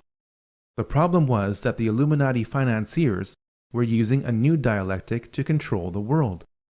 By pitting the capitalist West against the communist East, the world was locked in a state of bipolar tension with little chance of truly breaking free. The arms race between America and Russia was the best symbol of this tension. Russia was given the tools and technology to make the atom bomb by the American establishment in 1944. In spite of this, Russia and America spent over $5 trillion on weapons that would have guaranteed mutually assured destruction many times over. In his closing speech to the nation in January 1961, President Eisenhower warned about the military-industrial complex.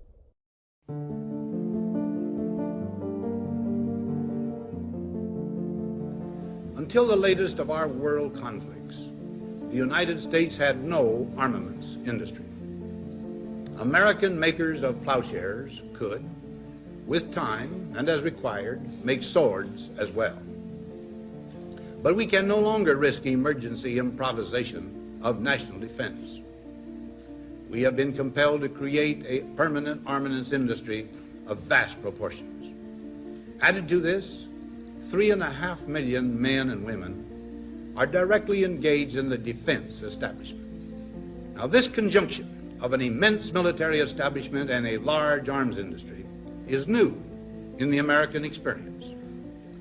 The total influence, economic, political, even spiritual, is felt in every city, every state house, every office of the federal government. We recognize the imperative need for this development, yet we must not fail to comprehend its grave implications. Our toil, resources, and livelihood are all involved. So is the very structure of our societies. In the councils of government, we must guard against the acquisition of unwarranted influence, whether sought or unsought, by the military-industrial complex. The potential for the disastrous rise of misplaced power exists and will persist. We must never let the weight of this combination endanger our liberties or democratic processes. We should take nothing for granted. Only an alert and knowledgeable citizenry can compel the proper meshing of the huge industrial and military machinery of defense with our peaceful methods and goals, so that security and liberty may prosper together.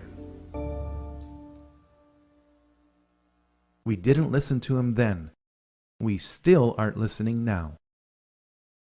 The Illuminati financiers planned for the failure of communism. Communism as a system is guaranteed to fail without support. It failed in 1989 through the symbology of the fall of the Berlin Wall. China was busy by this time producing goods for the capitalist West. In 50 years, the planet went from a multipolar world to a bipolar world to a monopolar world. In the meantime, 3 more secret societies emerged to help manage the planet without your awareness or consent. The time to encourage another war would soon be around the corner.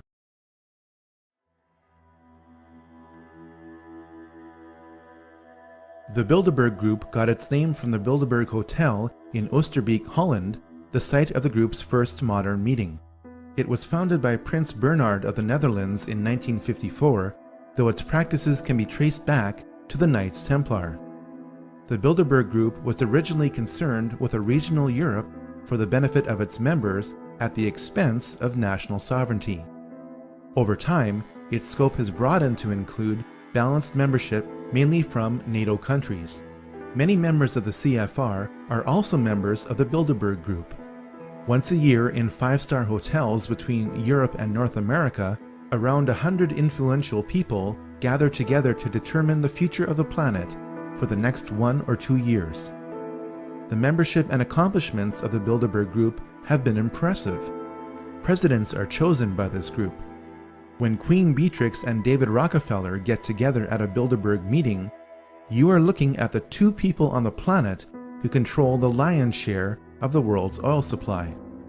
The 2008 oil price and credit boom and bust were planned events according to leaks from the Bilderberg Group in 2006. The Bilderberg Group also created the European Union.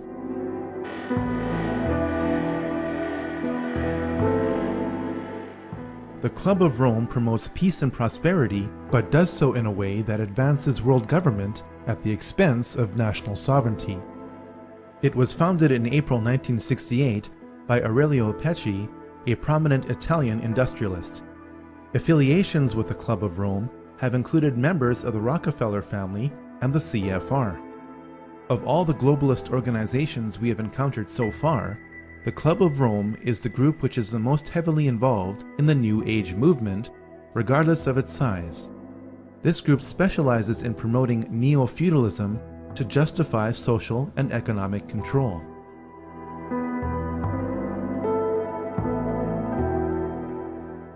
The Trilateral Commission was created in 1973 by David Rockefeller to launder money. As more congressmen and informed citizens became aware of the CFR and the Federal Reserve during the 1950s and 60s, global planners realized that they had to be more covert. Their American and European money would have to be sent to Japanese industrialists and Arab oil magnates who would use it to buy up Western businesses and real estate. With this system in place, economic woes in the West resulting from the globalists' control could then be blamed on the Japanese and Arabs. Arab leaders who couldn't agree on anything for centuries suddenly came together to create the OPEC oil embargo of 1973. High gas prices made the Americans flock to Japanese cars. This system of Western, Eastern, and Middle Eastern trade promoted global interdependence and made lots of money.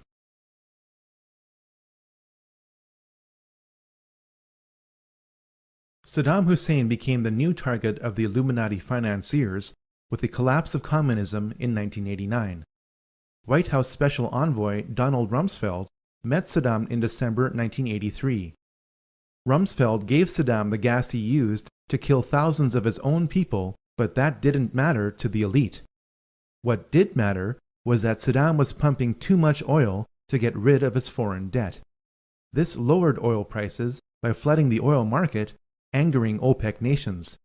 It also lowered the value of the US dollar because it was the world's reserve currency and oil is traded in US dollars. Saddam was becoming independent and had to be stopped. US Ambassador to Iraq, April Glaspie, met Saddam in July 1990. When Saddam asked the ambassador what the American response would be if he were to invade Kuwait, the ambassador replied, "We have no opinion on the Arab-Arab conflicts, such as your dispute with Kuwait." Saddam bit on the bait and invaded Kuwait 1 month later. Operation Desert Storm followed in 5 months in January 1991. Saddam's army was destroyed in 5 weeks. While I was there, I saw the Iraqi soldiers come into the hospital with guns. They took the babies out of the incubators, and left the children to die on the cold floor.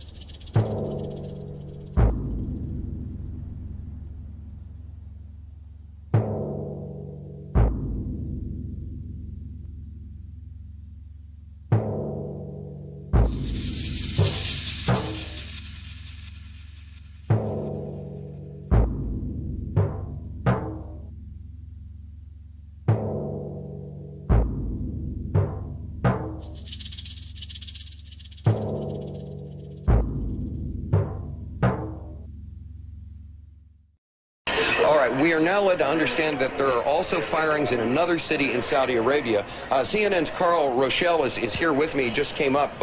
Carl, I know we can't be very specific given these restrictions, but within those parameters, what did you see? Well, what I saw, I didn't see anything hit. I looked almost straight above us. There was a vapor trail coming from my right to my left, and there's a cloud of something. It looks like it might have been an explosion, a cloud. I'd say...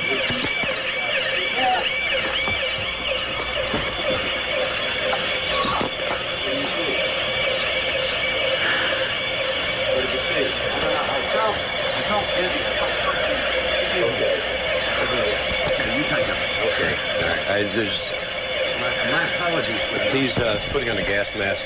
There hasn't been any gas dropped here that we could tell. You smell anything? No. You may smell some of the fumes from a missile exhaust going off.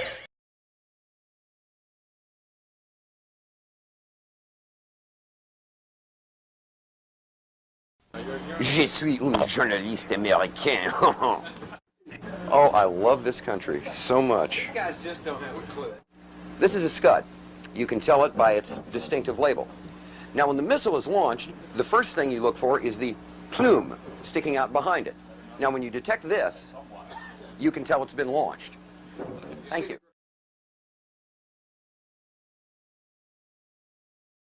Have you sniffed any rocket fumes lately? You got a gas mask around, bud? Oh, I get it. Oh, I see. That's good. And yeah, I thought it was.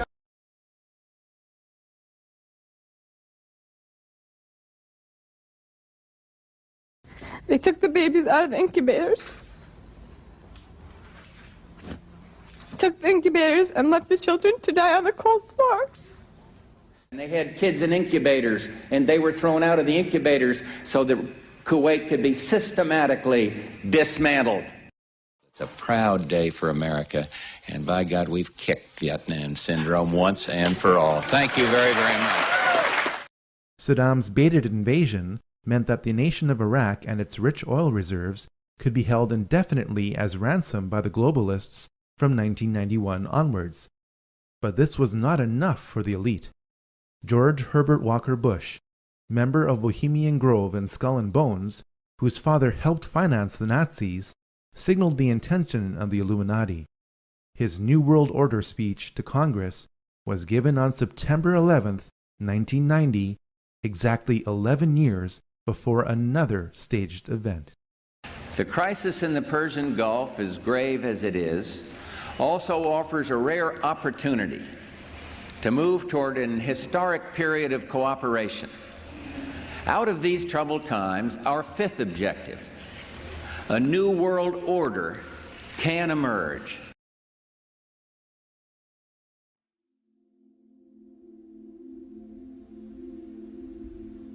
People are still bewildered by what happened on September 11, 2001. This brief study cross-examines the mechanics, the men involved, and the motives for what happened on that day. Most people assume that Flight 93 was crashed by its passengers after they overtook the terrorists who controlled it. After all, it left a scar in the earth. Here's the problem. According to a USGS aerial survey, that scar existed in 1994 or earlier. At this point, we have two choices. We can choose to believe that a full-sized airliner being fought over can crash into topsoil in precise alignment with a pre-existing scar, leaving that scar relatively intact. We can also choose to believe that only part of the plane landed within that scar. The first option would violate the patterns of hundreds of airplane crashes over decades. The second option forces us to ask whether pieces of the plane were found in other locations. Indeed, this is the case. Small pieces of the plane were spread out over a debris field several miles long. This forces us to ask how the plane disintegrated. According to retired Colonel Don de Grand Pré, it was shot down by a member of the Air Force. We have since learned the probable name of the pilot who eliminated Flight 93. Lieutenant Colonel Rick Gibney was the only pilot in the United States Air Force to be given an award in secret for his actions on a special mission on 9/11. Most people assume that Flight 77 struck the Pentagon with no warning by a crack pilot. In recorded testimony before the 9/11 Commission, then Transportation Secretary Norman Mineta recalled what he witnessed in the Presidential Command Center below the White House. During the time that the airplane coming in to the Pentagon, there was a young man who would come in and say to the Vice President, the plane is 50 miles out, the plane is 30 miles out. And when it got down to the plane is 10 miles out, the young man also said to the Vice President, do the orders still stand? And the Vice President turned and whipped his neck around and said, of course the orders still stand. Have you heard anything to the contrary? This testimony proves that the Vice President was aware that something was approaching the Pentagon. Hani Hanor is alleged to have hijacked Flight 77 and flown it into the Pentagon. Here's the problem. The flight parameters for Flight 77, obtained under the Freedom of Information Act from the National Transportation Safety Board, indicate that the flight deck door remained closed once the plane was in flight. The mid-air hijacking of Flight 77 could not have taken place if the cockpit door never opened. One of the popular myths of 9/11 is that the Twin Towers were towering infernos. If that's true, then people wouldn't have been told to return to work in the South Tower. In the neighboring South Tower, people are also evacuating, but an announcement over the PA system tells workers their building is secure and they can return to their desks, an announcement that will soon have tragic consequences. If the towers were towering infernos, then the Battalion 7 chief would have never been able to make it to the 78th floor and say, We got tanks, isolated pockets of fire.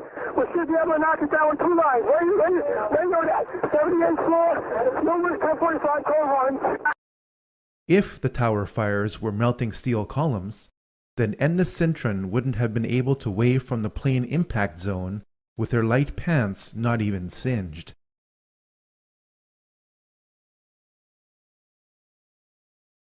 The collapse of Building 7 forces us to consider other possibilities for the collapse of the Twin Towers. Here's the problem.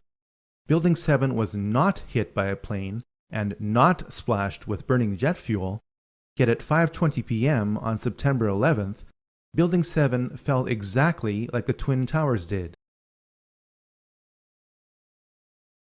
For the third time today, it's reminiscent of those pictures we've all seen too much on television before, when a building was deliberately destroyed by well-placed dynamite to knock it down. The most logical explanation for the building collapses on September 11th is the most outrageous: through the use of explosives. All explosives leave residues. A 2009 peer-reviewed scientific paper has been published in the Open Chemical Physics Journal proving that explosive residues of specialized thermite, which could only have been made in advanced military labs, were found in preserved dust samples from the remains of the buildings. Jet fuel is premium-grade kerosene which cannot melt steel. Thermite is a mixture of iron oxide and aluminum. When ignited, it burns at over 2,500 degrees Celsius to instantly liquefy steel. There is plenty of evidence that thermite was used on that day and that it kept reacting for weeks after the buildings collapsed. You'd get down below and you'd see molten steel running down the channel rails, like you're in a foundry. Yeah, like lava. Like lava. A volcano. In addition to thermite, 2 other types of explosives were used to level 3 buildings on 9/11. The job of the shape charge is to cut steel H-beams. The way we do this is by cutting the beam at an angle, which, through a series of beams cut at the same angle, will tend to make the building shift over and walk. Shape charges were used to slice through posts at an angle, not straight across, for a reason. The 4-1 should have taken a couple of companies that they were leaving back. Go against another. You hear that? Keep your eye on that building. It'll be coming down. Building is about to blow up. Move it back. You want to call your mother or something? You got to get back to here. We made it outside. We made it about a block. We made it at least 2 blocks, and we started running. Floor by floor, it started popping out. It was if they had detonated. Yeah, detonated. detonated. If they were planned to take down a building. Boom, boom, boom, boom, boom, boom, boom.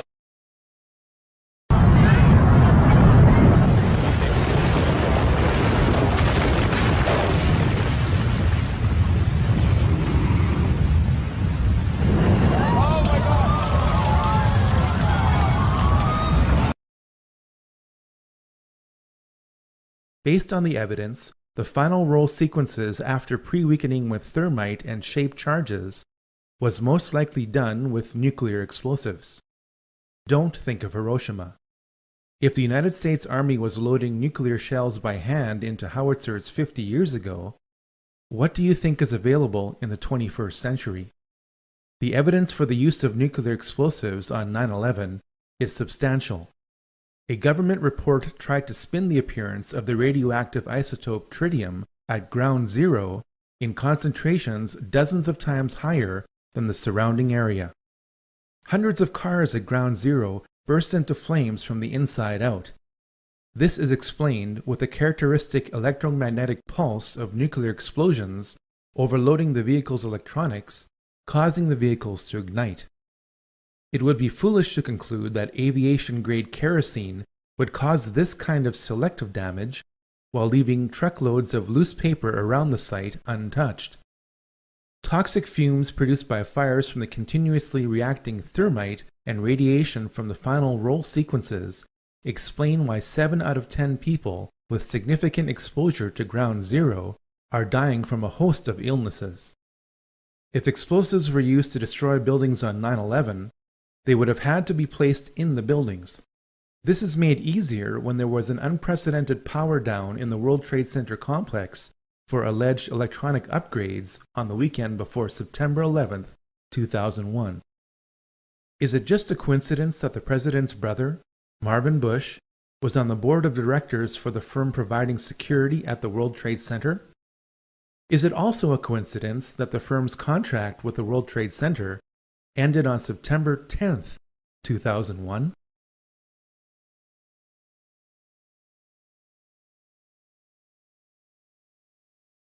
The so-called terrorists who attacked America without warning were trained and lived at U.S. military bases.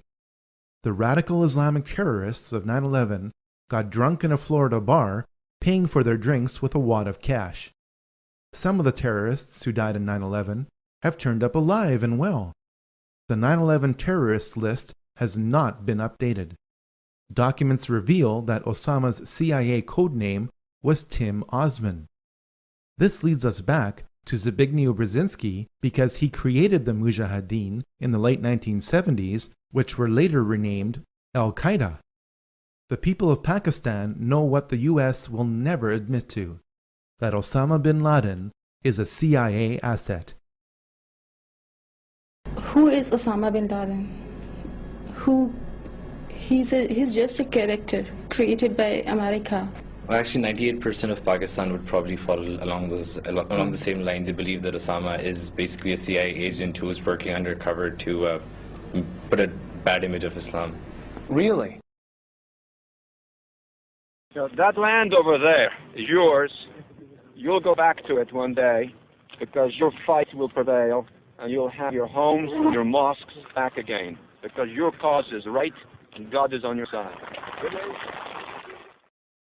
This is assuming that Osama is still alive and that the conveniently timed release of new Osama recordings aren't faked. This brings us to why 9/11 occurred. James R. Bath met George W. Bush during their time at the Texas Air National Guard. Both were kicked out for being AWOL.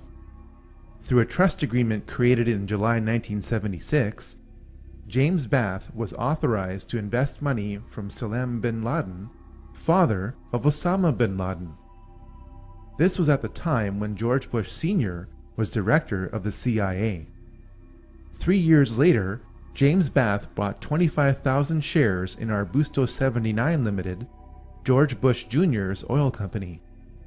The Bushes do business with the bin Ladens. The Saudi bin Laden Group makes its money from being the main construction conglomerate of the House of Saud. The Saudis make their money from supplying oil to America to create an artificial demand for the US dollar. Oil, the dollar, and war, the House of Saud, the House of Bush, and the House of bin Laden are all connected. George Bush Sr. was a member of the Carlyle Group, a venture capital firm heavily invested in arms sales. On the morning of September 11, 2001, George H.W. Bush was president when the Carlyle Group hosted a conference at a Washington hotel. Among the guests of honor was a valued investor, Shafiq bin Laden, brother to Osama.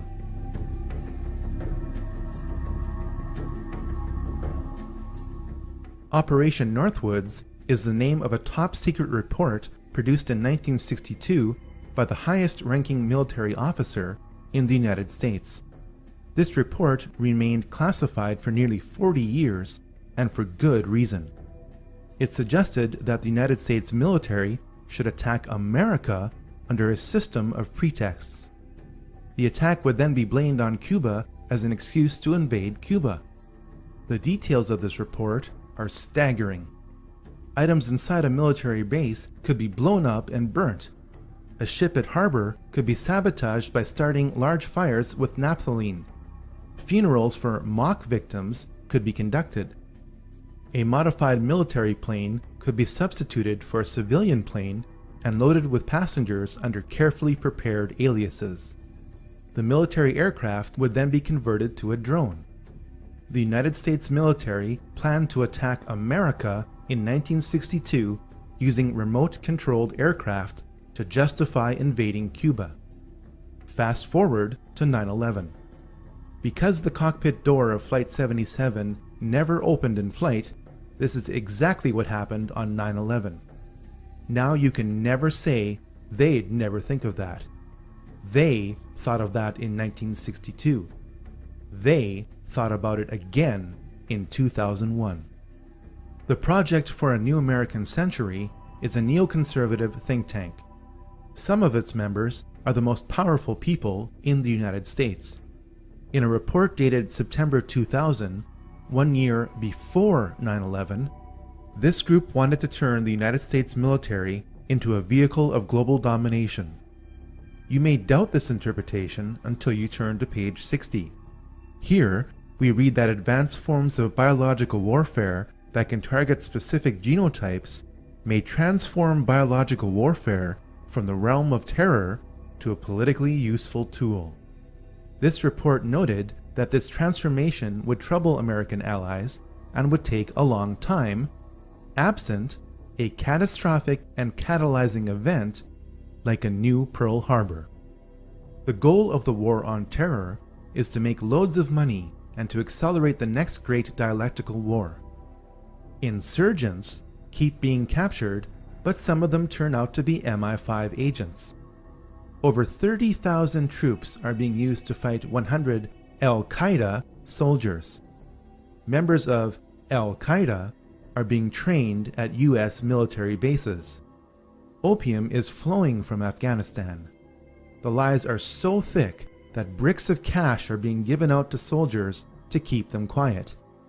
The Illuminati do not want peace. They want more wars. I met Rockefeller through a female attorney I knew, and I met him and I liked him, and he was a very, very smart man. He's the one who told me 11 months before 9/11 ever happened that there was going to be an event.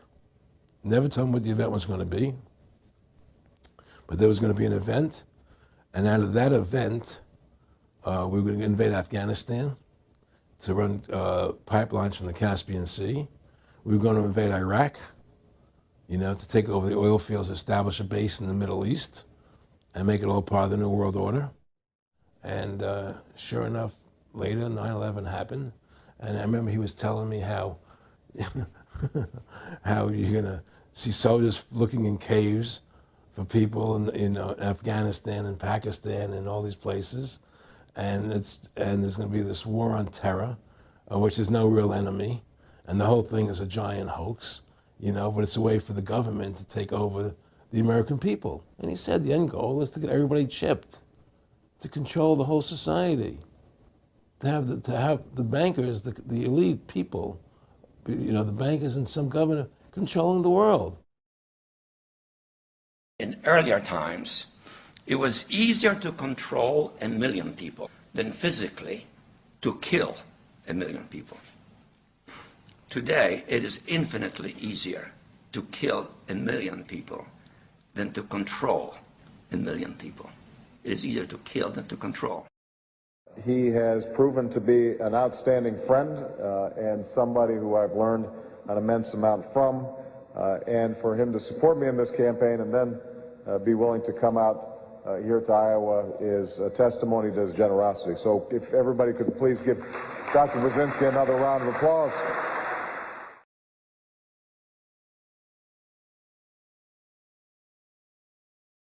So far, we have learned that over 5,000 years of ancient mystery religions have filtered themselves into Illuminized Freemasonry by the mid to late 1700s. We have learned that every major war since the French Revolution has been manipulated through the Hegelian dialectic to provide more control to the Illuminati. We have also learned that Israel was an Illuminati creation. But where are we going from here? What does the Bible say about this? And what should we do about it?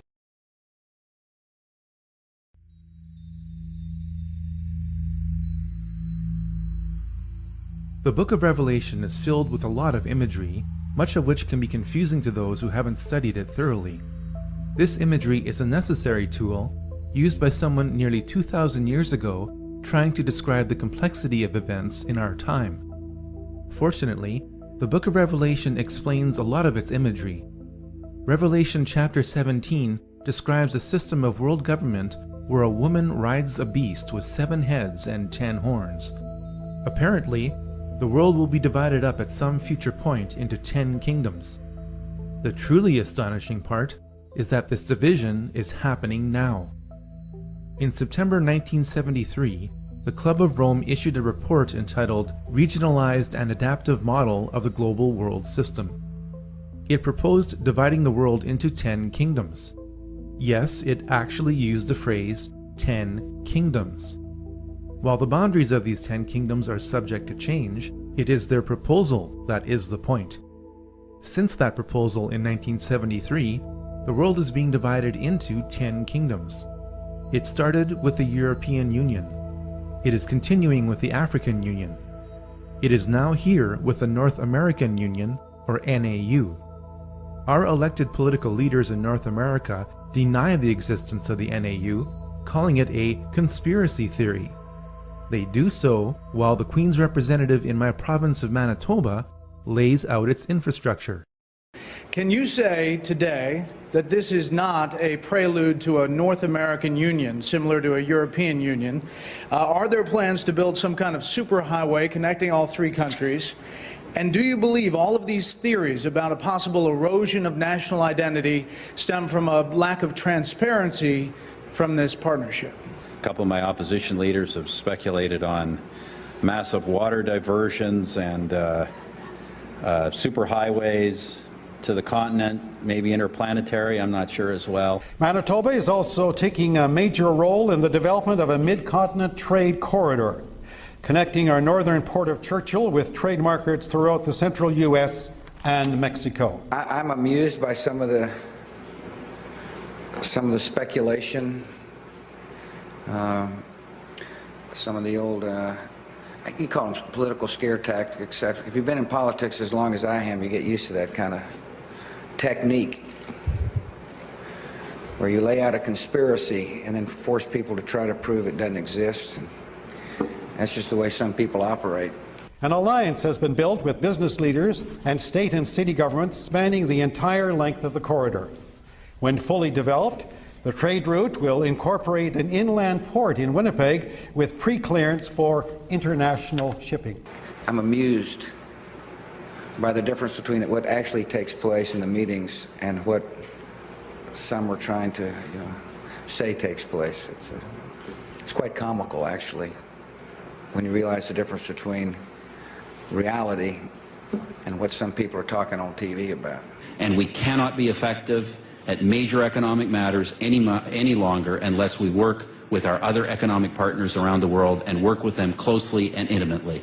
That is essential. I know some people don't like it. It's a loss of national sovereignty, but it is a simple reality.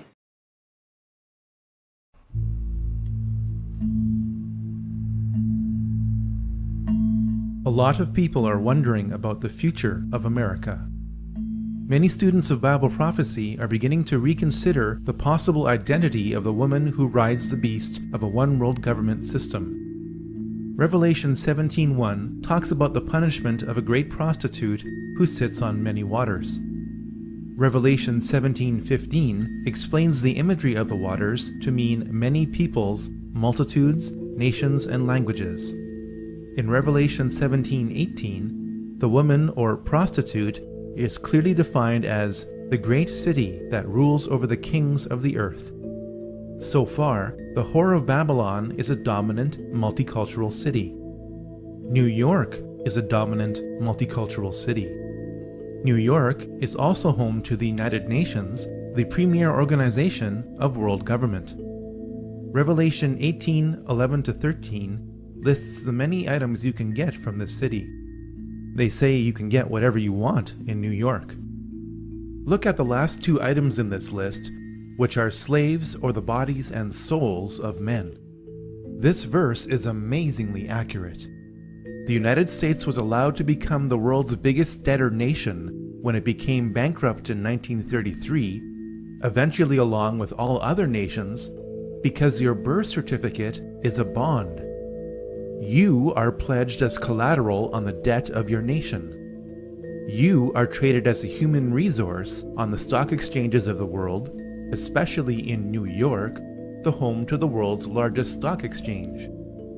At the entrance to New York stands the prostitute who sits on many waters, holding a golden cup in her hand. The prostitute has 7 heads, or 7 rays of initiation, radiating from her crown. The prostitute is none other than Queen Semiramis, the ancient queen of Babylon. I know you doubt this, but at the base of the Statue of Liberty is a plaque. It states that the statue is a gift from the Freemasons of France to the Freemasons of America. Revelation 18:15 talks about the merchants of the world who gained their wealth from her, standing amazed at her destruction. Revelation 18:17 describes the woman being consumed by fire in 1 hour. Whether or not the biblical description of Babylon applies to New York today or Iraq tomorrow is a moot point.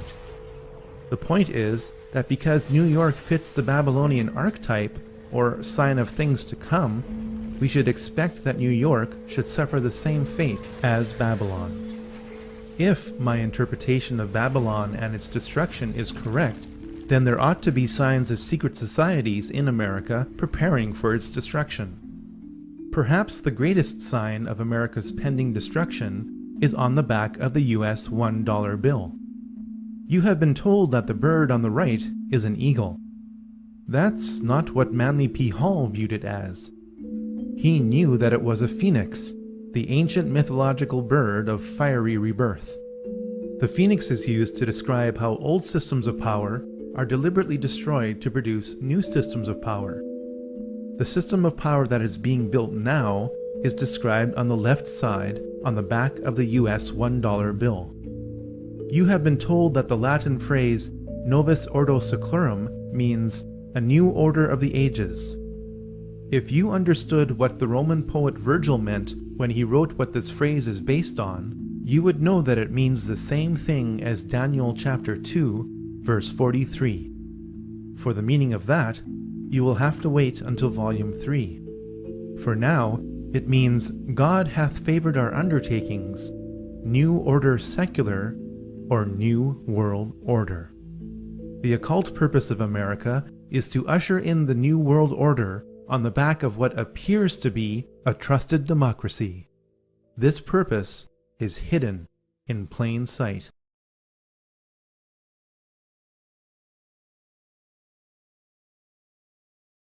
The New World Order is coordinated on a spiritual level by Lucifer, who is Satan disguised as an angel of light. Once you understand that, then everything makes sense. Lenin's associate, Mikhail Bakunin, was under a satanic influence.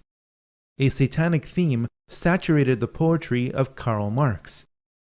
Perhaps the best quote about the Luciferian agenda comes from Albert Pike's Morals and Dogma. Lucifer, the light-bearer, strange and mysterious name given to the spirit of darkness.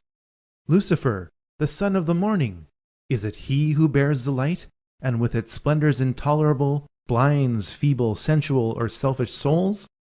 Doubt it not. The devil is very real. His main disguise is well described.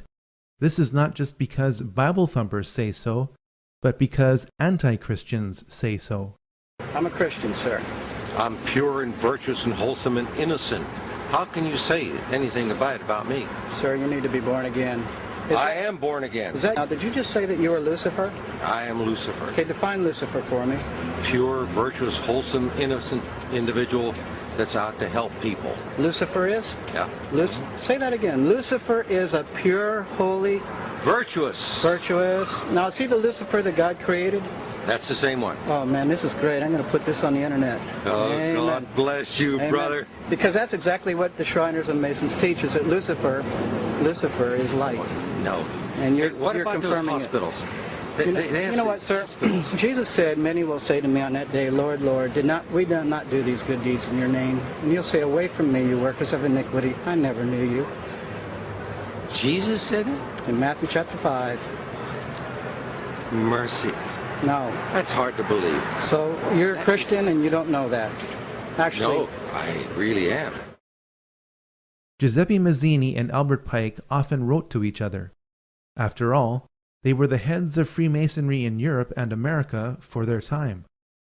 In a letter from Albert Pike to Giuseppe Mazzini, dated August 15, 1871, the plan to consolidate the world under the direction of Lucifer through 3 world wars was laid out.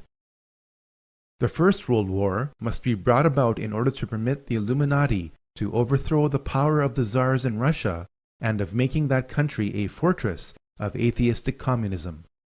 The divergences caused by the agents of the Illuminati between the British and the Germanic empires will be used to foment this war.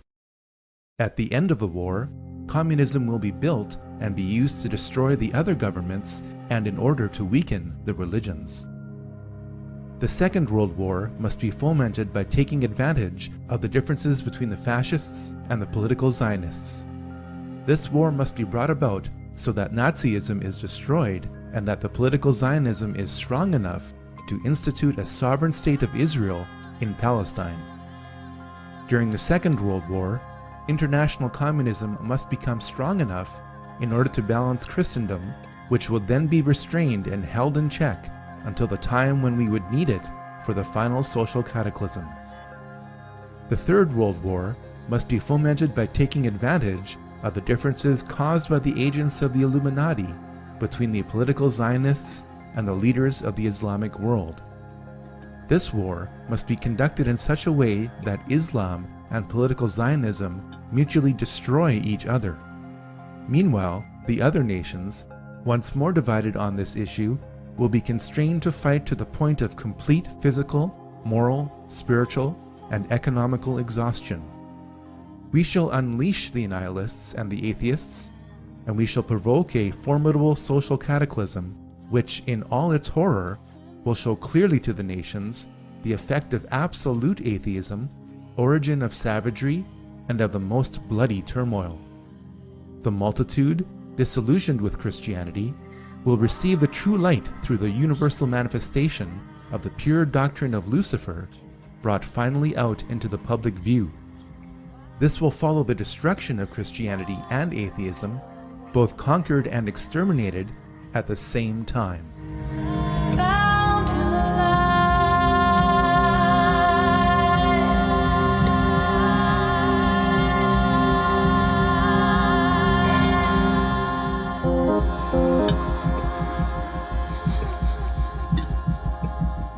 Many people around the world today are particularly concerned with Israel. The Bible said 2,600 years ago in Ezekiel 37 that before the third and final Great War, Jews from around the world will begin to be gathered back to Israel, even in unbelief. Israel has offered cash and land to Iranian Jews to move to Israel. Iranian Jews have refused this offer, saying that they preferred life in Iran. This is one of the many examples which prove that when governments of the world try to force Bible prophecy, it doesn't work. The Bible promises that there will be several great wars over Israel in the future. You can read about them in Ezekiel 38 and 39 and Revelation 19. They are remarkably like Albert Pike's vision, except with one major important twist. What Albert Pike did not understand is that God is not in the habit of breaking his promises to Israel. God is also not in the habit of rewriting his promises to Israel or any of his prophecies. Christians understand this. Over 1 billion Muslims do not. Today, Israel is a paradox. America and Christianity are loyal to Israel, but Israel isn't loyal to America and to Christianity. Evidence shows that Israel assisted the United States in the 9/11 attacks on itself so that America would be justified in retribution against Israel's enemies.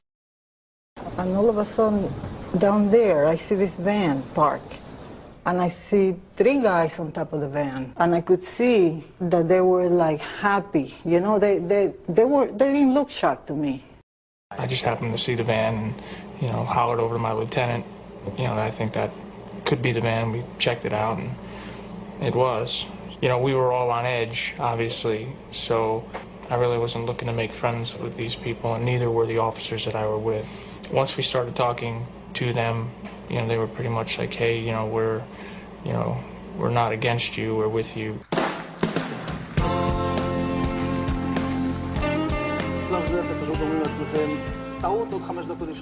And at that point, we were taken for another round of questioning, this time related to our allegedly being members of Mossad.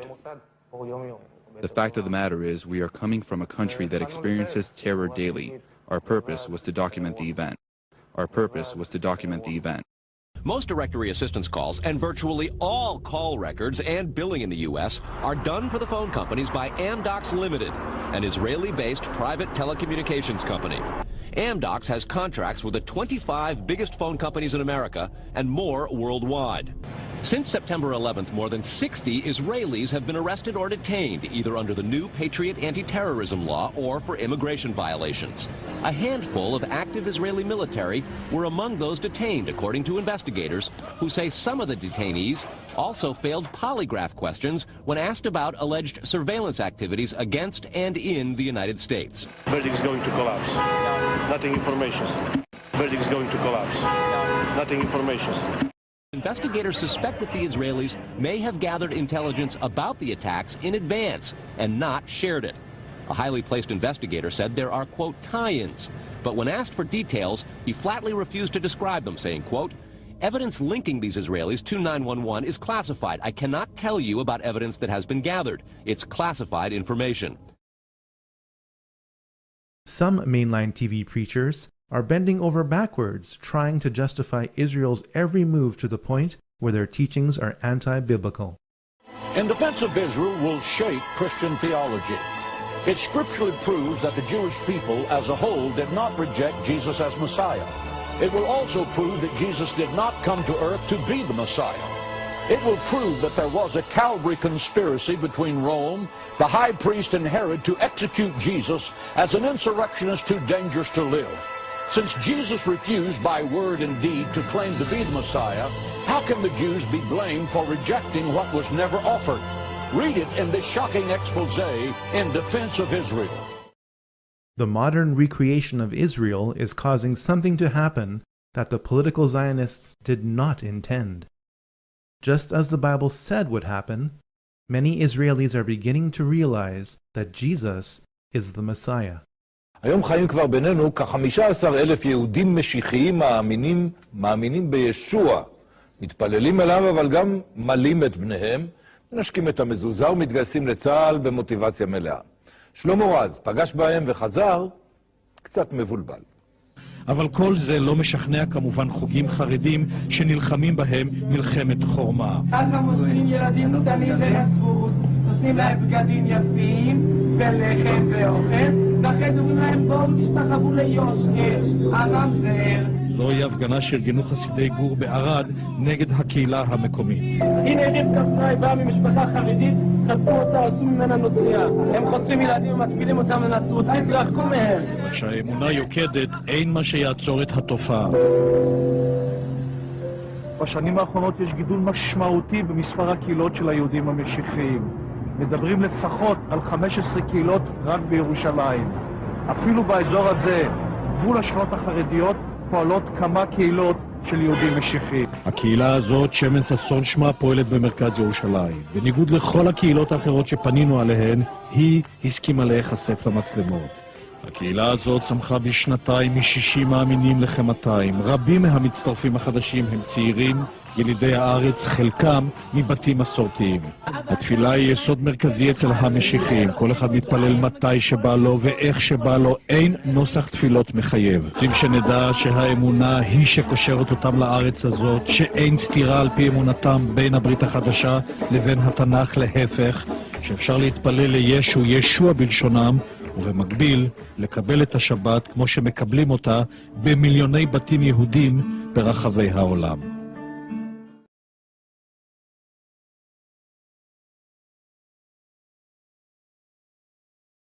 There is a massive spiritual point behind the recreation of Israel. Most of the world's power will continue to return westward at an accelerating pace to where it began, the Middle East. The heart of the Middle East is Israel. The heart of Israel is Jerusalem. The heart of Jerusalem is the Jewish temple. The Bible says that Satan is the prince of this world. The Bible also says that Satan's greatest desire is to be worshipped as the God of all religions in the temple of God. We are very close to the rebuilding of that temple. There is no way that a Jewish temple could be rebuilt in the middle of the Muslim world without a Jewish state. There is no way that a Jewish state could have been established in that world without the UN creating it in response to the Holocaust. There is also no way that the Holocaust or Israel could have occurred without political Zionism. Here is a mystery. Evil has no choice but to follow Bible prophecy. This gives all those who follow the Bible hope for the future. It also poses a major problem for atheists and agnostics. People in these camps blame God or people's idea of God for most of the evil in this world. It would never occur to these groups that all this time it was Satan manipulating people and trying to imitate God who was responsible for most of the evil in this world. Ultimately, Satan is God's tool.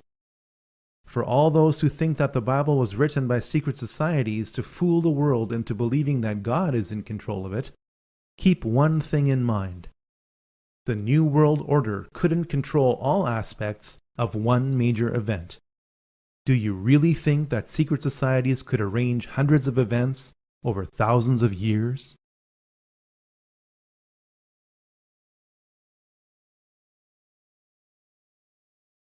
The origin of the evil in this world today is not Freemasonry or Frankism, the Illuminati or the Rothschilds, America or Israel, or any other group or movement. The source of the evil in this world today is sin. Sin is doing what is wrong or not doing what is right according to God's rules. The problem with God's rules is not the rules. It's that no one in the physical or spiritual worlds are inclined to follow them. Satan got humanity to break God's rules through lies.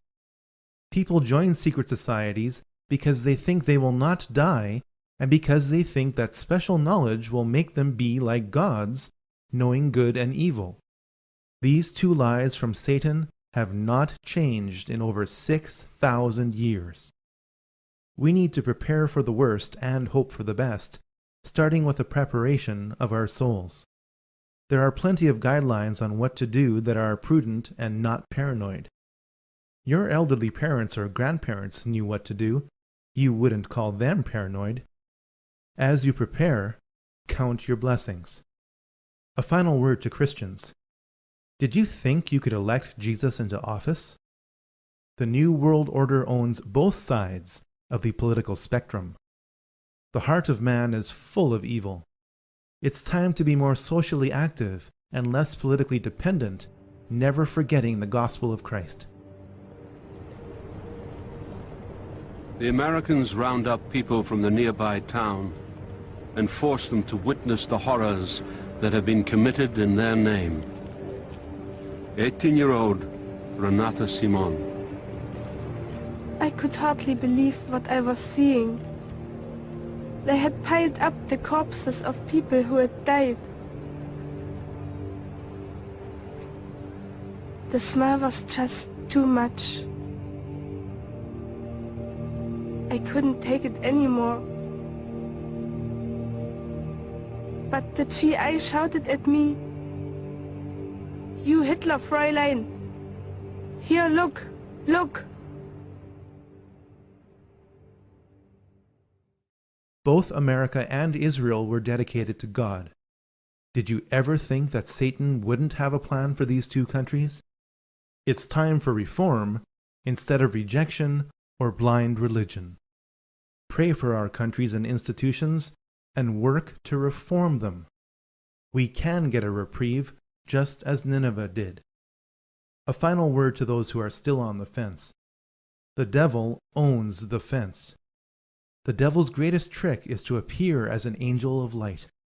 He attracts you to him and blinds you with confusing issues like astrotheology and Bible inconsistency, even though consistent copies of the Bible are being discovered all the time.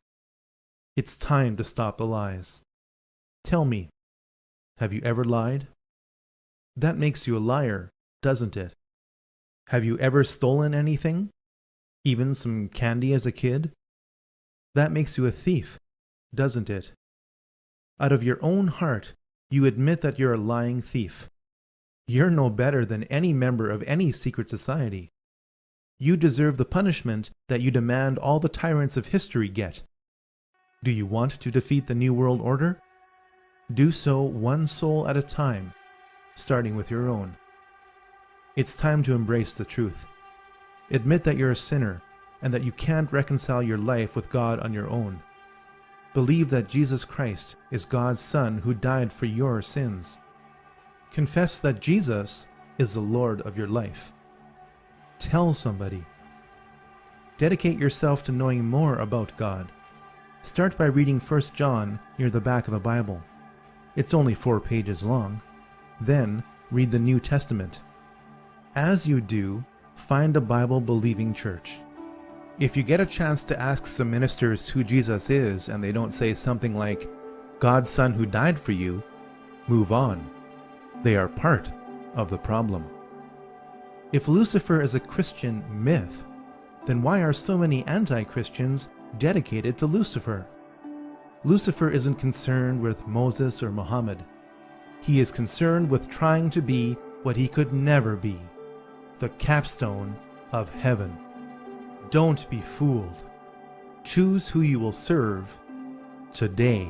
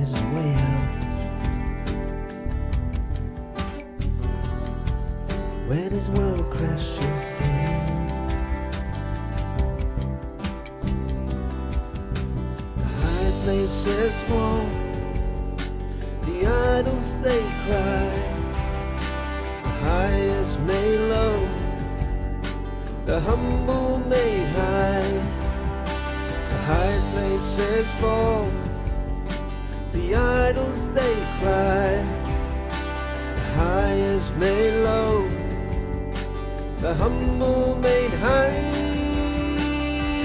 When the towers fall and life crumbles away, who will bring hope to live another day?